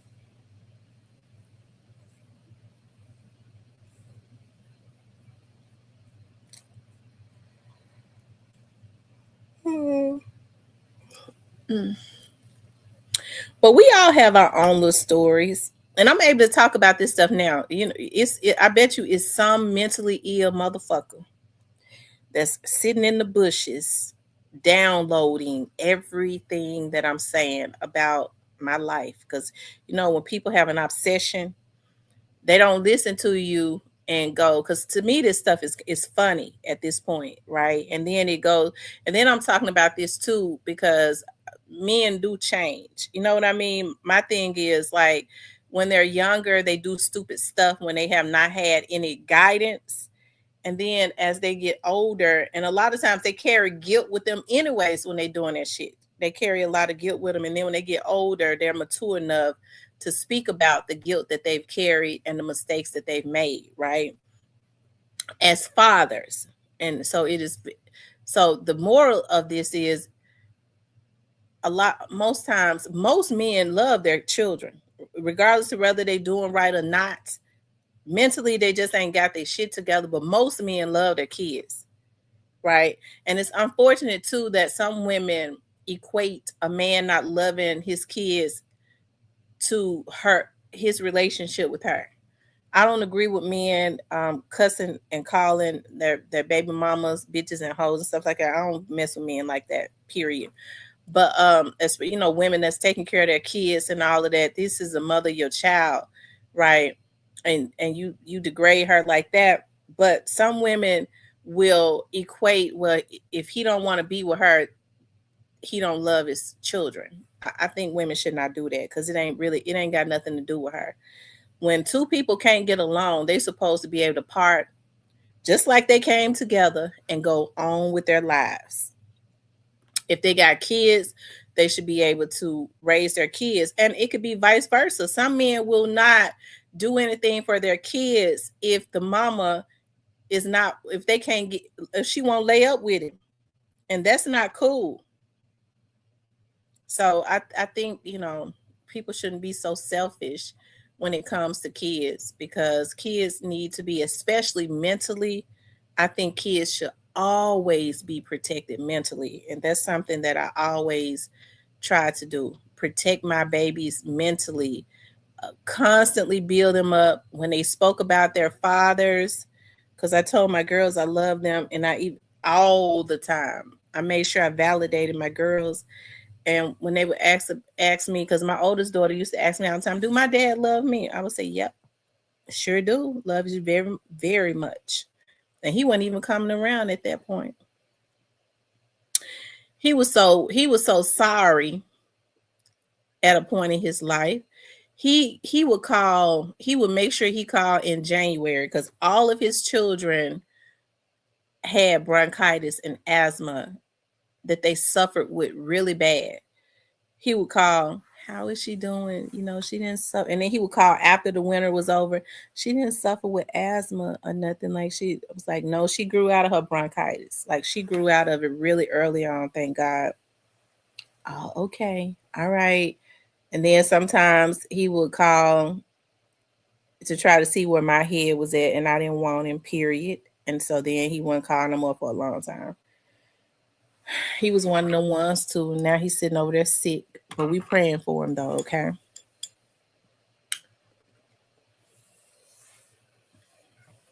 Black Barbie says the male species cannot deal with the same behavior from a female that they put up on a female. And that goes to show that the female is the strongest species because mental can, right. Um,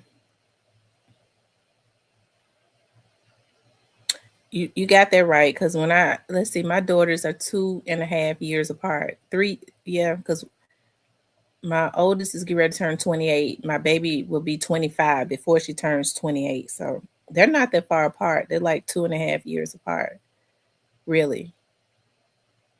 And I told you my oldest girl's father, like he almost act like he was having but I guess he might have been high on that cocaine he was on, whatever he was doing. He said he was doing, um, because when he did call to check on her one time, I had just came home from the hospital.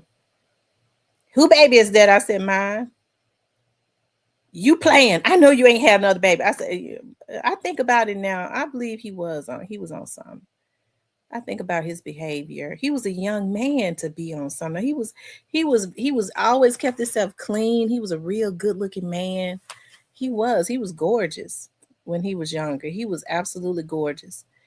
And unfortunately, you know how women be, and not me, but he just the women loved him, I guess, because he was mixed or something. I don't know. But so he was just getting babies everywhere with his no good ass. Um, yeah. I try to be as good as I can be. I try not to dwell on stuff too long because I can't do the things that I want to do in life if I dwell. It was not going to help me to be caught up in being bitter about their dads. I was really blessed because if it had not been for like my dad and my grandmother and my mom and my grandfather, I would have been just like any other young girl that had, babies, that was barely making it. But instead, the thing was, my dad was like, I want you to get back into school. I still didn't finish because I ended up getting pregnant again. And then when I would try to go back to school, it was just really hard trying to raise toddlers and work and all of that because I always worked. But it would have been really hard for me if I did not have them to be supportive, of me. Um, I remember, like, I was talking to my dad about, like, my dad was just really good. So he would go, I'm gonna give you a credit card, and I just only want you to like put gas on it. And my dad would do that for me, and I really appreciate that. He would give me one of his credit cards, and that helped to build his credit. He was like, just only, put gas on it, fill your tank up, and that's it. And so that's what I would do. And then, like, every once a month, my dad would go to Sam's and buy cases of diapers for me because he didn't ever want me to have to be begging nobody to be buying, no fathers to be buying my girls no damn Pampers. And so they had cases of Pampers. Even my oldest daughter had so many Pampers in my closet that when I was getting ready to give them away to Vanessa because she was having her baby short. Because I was like, dog, my closet is so full of Pampers and so full of pull-ups. And then I found out I was pregnant, and I kept them. And then so he had bought so many, it just carried over to my second baby, with pull-ups and she already had pull-ups and stuff by the time she got into pull-ups because my closet was stocked up. And then when I do believe after she got out of pull-ups, Vanessa was having her second baby. I do believe she was able to get some of those pull-ups, because I never had to buy Pampers and pull-ups, so I was really really, really, really blessed with that, with having support, you know. So, of course, I think about all those things that my dad did, and I miss him. I do. I miss my dad a lot. I miss him so much. As an adult, I didn't have to borrow money or anything from him because I made sure, and my dad was trying to put me in a position where I could be a business owner and create some wealth for myself and my kids, right? Um, and I think he wanted to do that with all of his daughters. So, so when I see people on here making fun of me talking about I miss my dad, you could tell who those who ain't never had no love in their life. Because I sure had a lot in mind and still do. And I thank God for it. It's so unfortunate when people grow up. Um, so when they say you looking for love, I don't have to look for it. I've always been loved, filled with love, filled. Um, just my whole life. And my mom and them did it with my children, my sister. So that's why it's easy for me to walk away from stuff that don't feel good because I know what love feels like. That's why it's so easy for me to walk away from guys.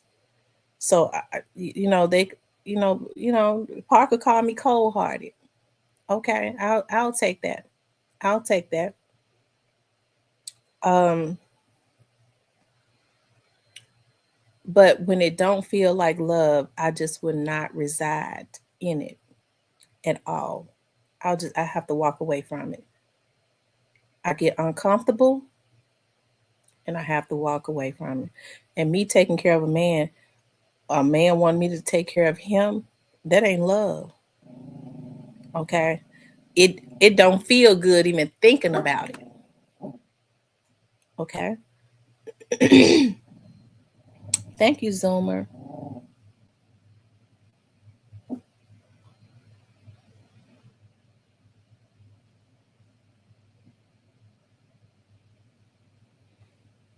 I just had to cut off a guy recently. I sure did like him.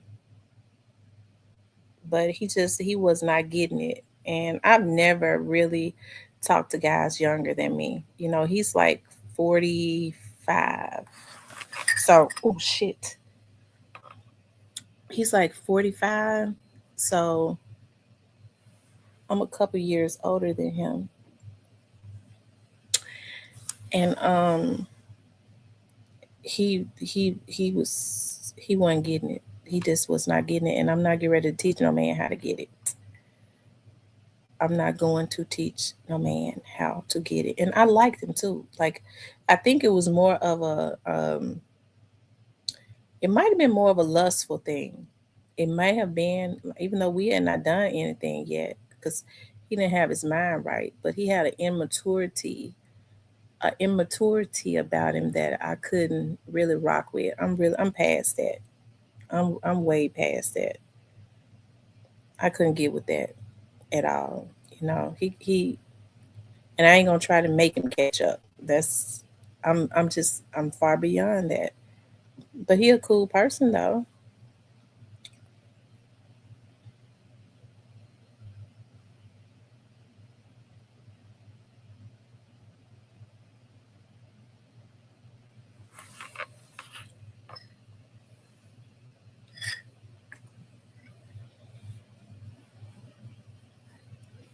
Anyways, y'all, enough about my life.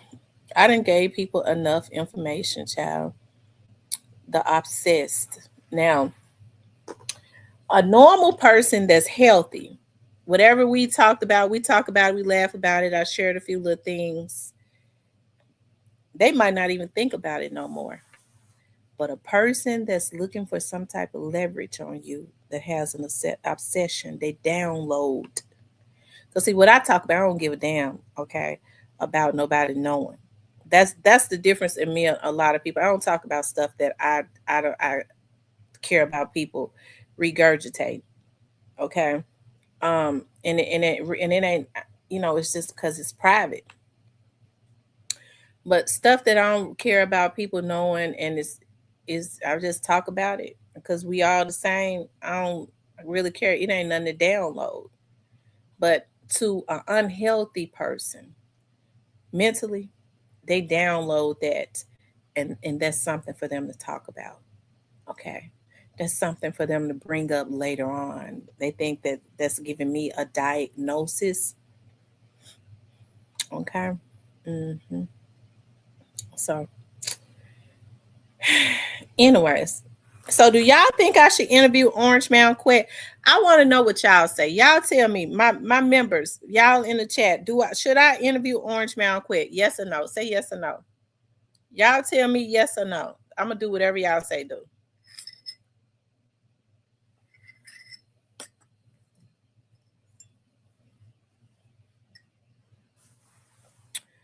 Y'all tell me what to do. Okay, Joy says no. Joy says no.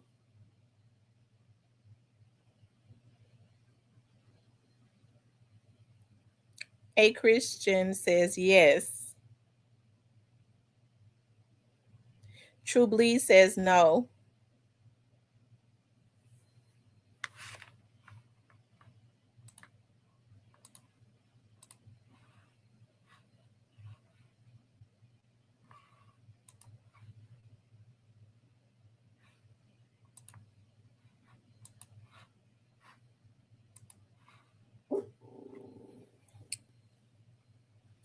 Well, I got more no's than yes, so the answer is no. I'm not going to.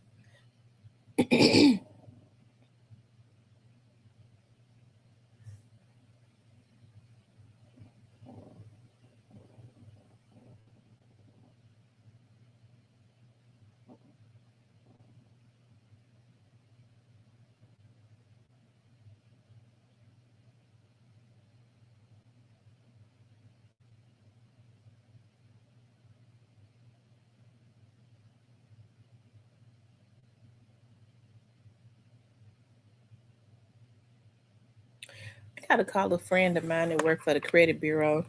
I got a notification that they had blocked an inquiry on my credit report. Huh? I wonder why these people get around here and start trying to run folks' credit reports, knowing that that's illegal. I mean, I got a notification on my phone, and in my email just as bold. We just blocked a credit inquiry on you. I ain't applied for shit. Somebody is trying to get my credit report. So I have to call a friend of mine at the credit bureau because you do know, people think that you can't talk to somebody at the credit bureau. You can, so that they can tell you exactly, because it'll vaguely tell you on, like, if you have folks monitoring, a company monitoring your stuff. But it's good to reach out to the credit bureaus too, so you can start the process of trying to get that company shut down, and then the credit bureau will work with you if you file a report with the FBI too. But it's usually some crook that call themselves a damn credit counselor that has gotten your social security number some kind of way, and they illegally running your credit report. He said, "Where the dogs at?" I know, right?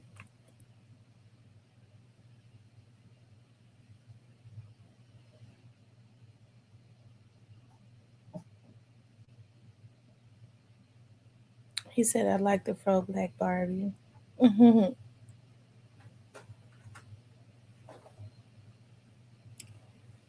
It is so cold out there. It is so cold. I opened the door, getting ready to take the garbage out, and the wind blew me back in the house. It is so freaking cold. I ain't gonna lie. Everybody talking about where the women at, when the snow, since the snow been out here, they ain't been the ones getting out. We gotta take our hats off to the men, because they've been the ones shoving up the ice, and you know, um I had a big hunk of ice on my windshield. I tried to push it off, it wouldn't go off, so I had to ride with ice, a big hunk of ice. I had to lift my head up to see out the damn window until it just started. The wind started, I guess, to melt it down. I don't know. So I did need a man for that. I need a man to clean my windshield.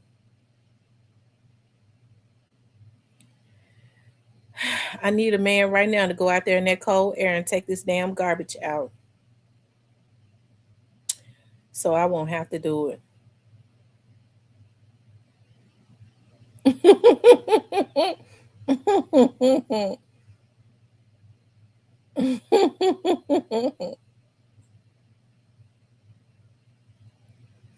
I've been seeing that they like, what are women at? Not one woman has been stuck in snow.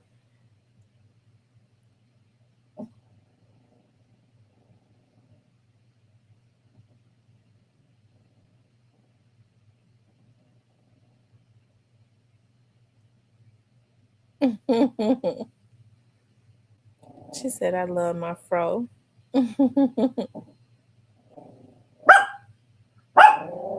Remy, wait, stop.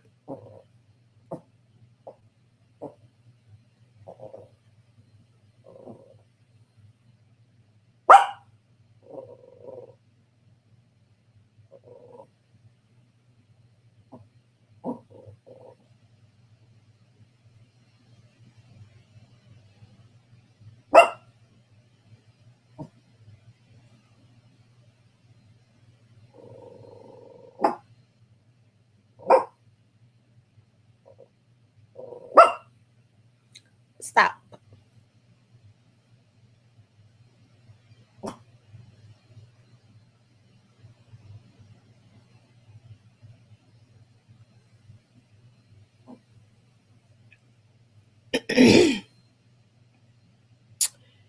Anyways, y'all, what y'all gonna be looking at on TV today?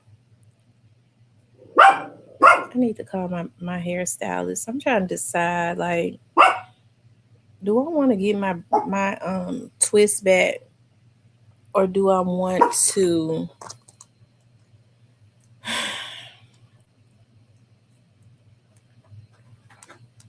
do I want to get my twist back? I do, because I don't know, them twists did my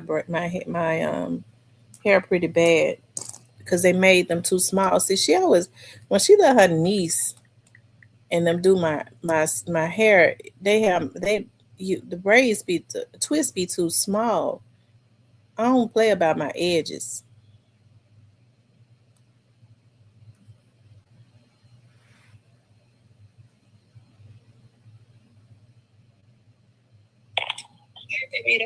Hey, what you doing? How you doing? Good. Well, I want to come back and I want to get my braids. Here's the thing, like the last time I came and got my twist, they did them too small, and a couple of those they popped out, and I'm growing my edges and stuff back. I'm not bald headed, but it kind of thinned it out, and so I know. I don't want that. So what would, if I came back, what would we do to prevent that? When you wanna come? Well, I was thinking about coming, like, maybe like next weekend or whatever, but how are we going to make sure that my edges don't pop off? Okay, we're gonna. We're gonna add a little bit here in it. Not too small. Okay, you said you'll put more hair, so you'll make them bigger. Yes. Okay, so what you think about the knotless braids? What you think? Yeah, if you can Is do that that. better? Is that better than the twist? They same for me, but the knotless is good because they're gonna make your hair comb. You know. They're gonna make my hair grow more. Okay. Yeah. Okay, so we're gonna do the knotless. With this time. Okay. Okay, we're doing the knotless this time. Okay. Okay. All right. So I'll see you next Saturday. No, Okay. so so do you want me to come to your house or you want me to come to the shop? Okay. If I get there early, you gonna do my knotless. I like it when you do my hair. Okay. So what time you want me to come? Well, you want me to come Sunday? Okay, you want me to come early? What time? Okay, all right. I'll see you then. Bye bye. All right, y'all.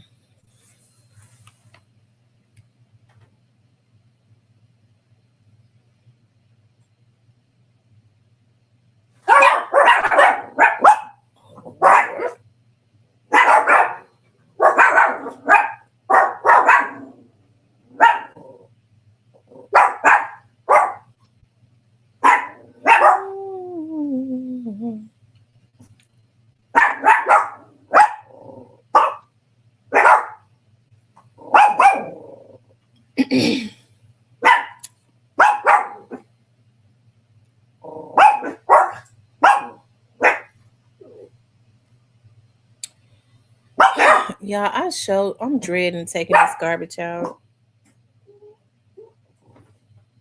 I hate to keep asking the young men. Yeah, you definitely did that. I need to order them some more melatonin because they out to keep them relaxed. They goes through a bottle in a week. I just need to go ahead and order a case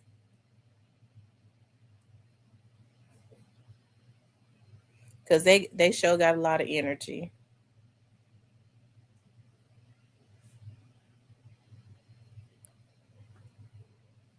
Ooh.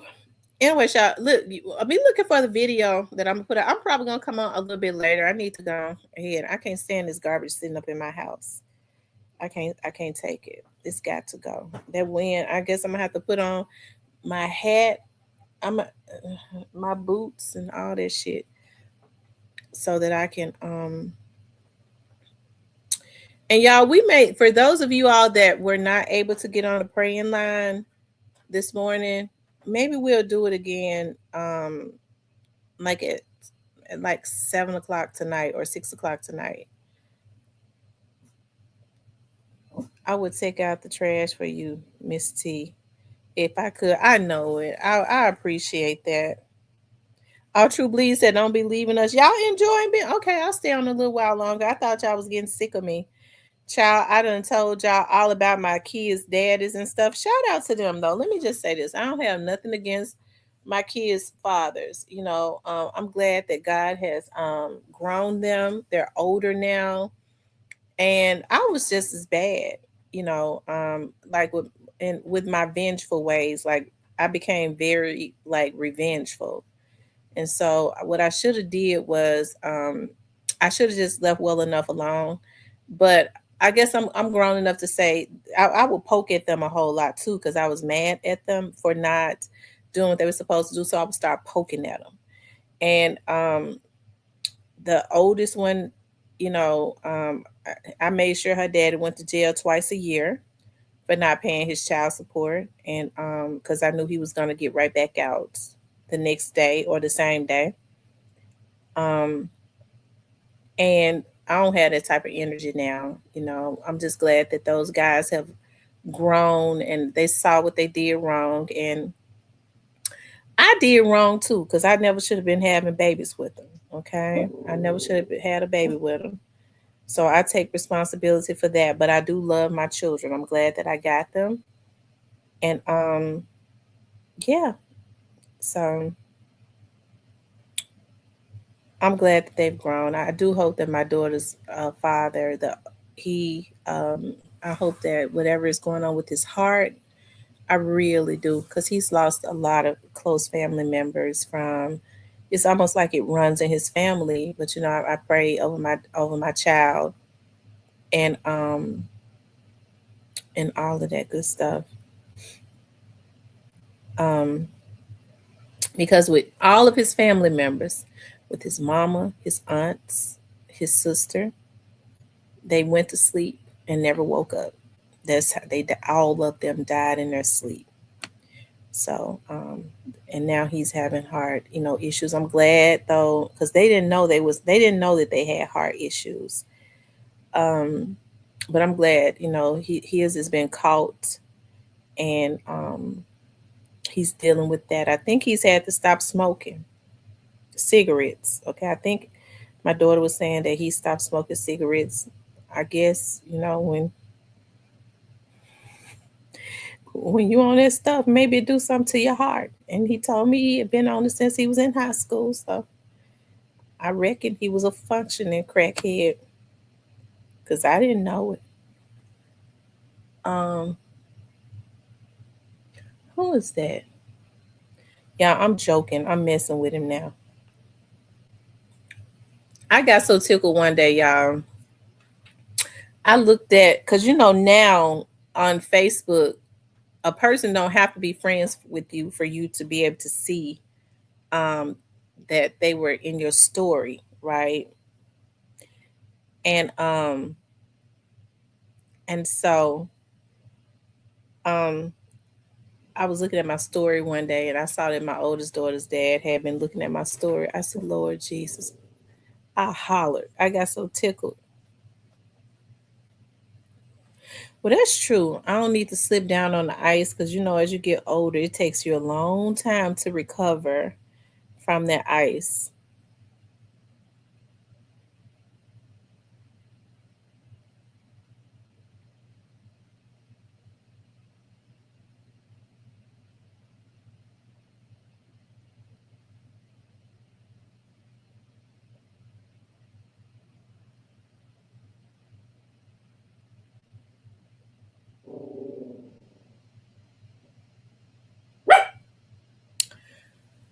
Yep, and it's still out there. And I'm gonna tell y'all why it's taking so long. Like because it's sleeted, and then it snowed. So and that ice froze, and it's thick because it was a lot.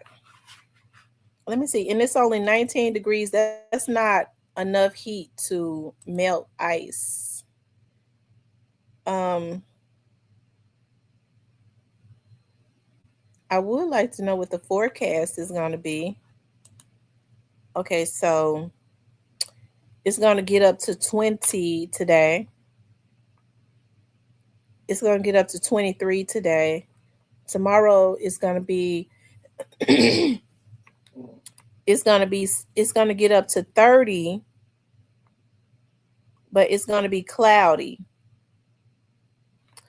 And then Monday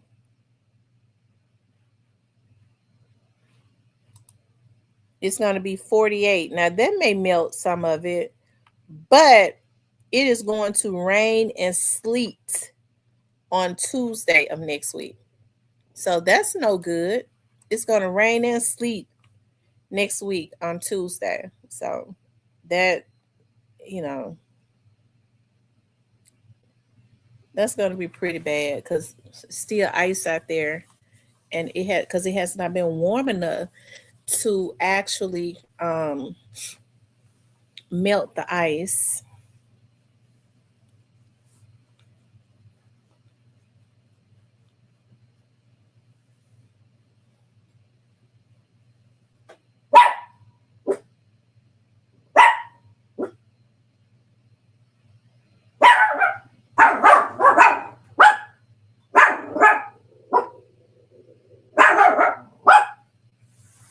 Yeah, hold on one second. Hold on.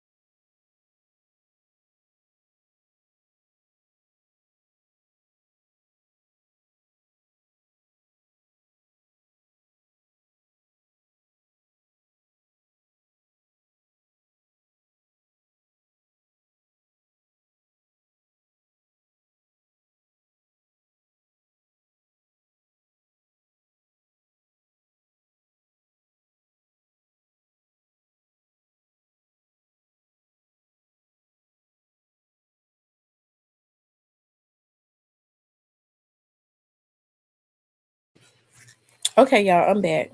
I had to get my eggs.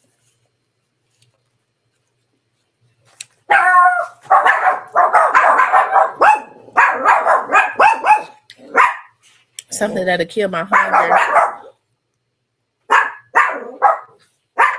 I don't know what I want to cook for dinner today. I'm still trying to decide. I was looking online. Shush. I was looking online at this recipe that this girl on Instagram made, like with salmon with sushi. Mm. I wish I remember which channel it was, because I think I want to do something like that. I think she took the rice and she put it at the bottom of the pan, and I think she mixed salmon and something. Was it salmon and cream cheese?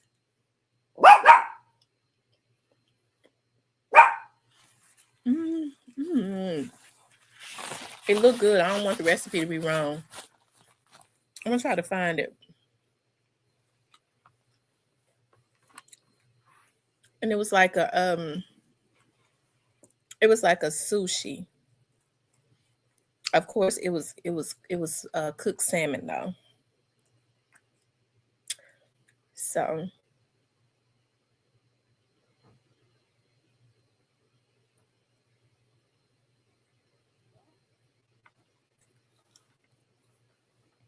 she says I got up early to get an automatic starter to put on my Wrangler. I didn't want to be the whole week. Had been so cold. Yeah.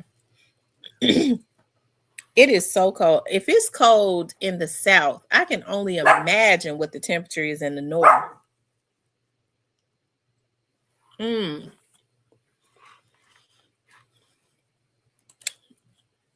I wonder how many. Let me see how many degrees it is in Chicago. If it's 19 degrees here,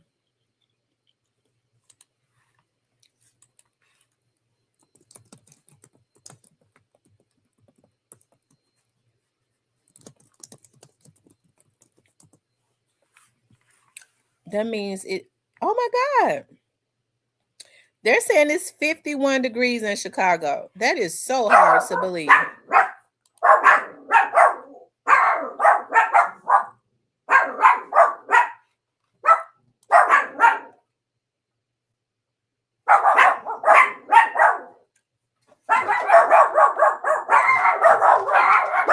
Hush. Hush.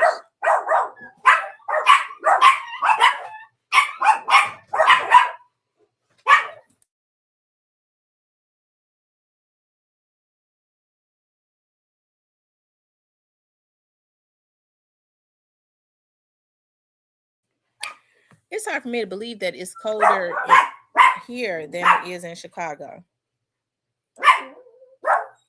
Should it be 51 degrees in Chicago in the summer?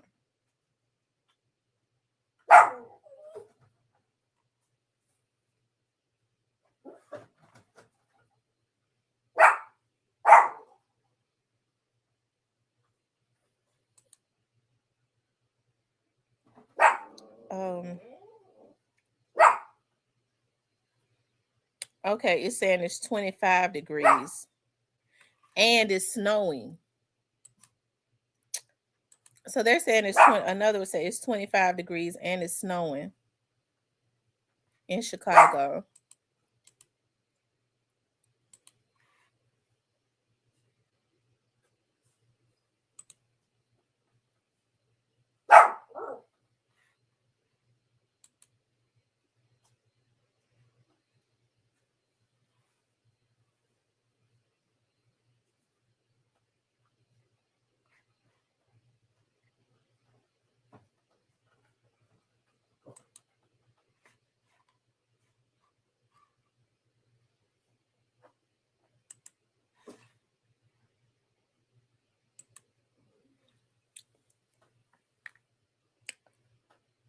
It's minus 10.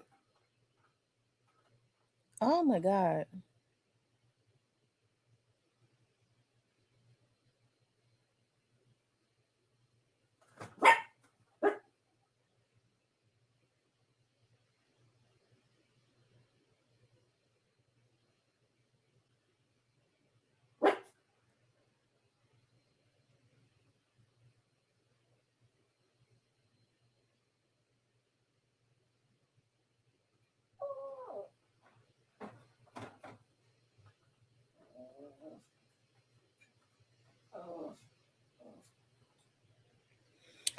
All right, y'all. Y'all, I'm gonna get back on later. I gotta take this garbage out. I want to get this garbage out of here. I can't take it. Anyway, you all, I love you all. I'll talk to you all a little bit later.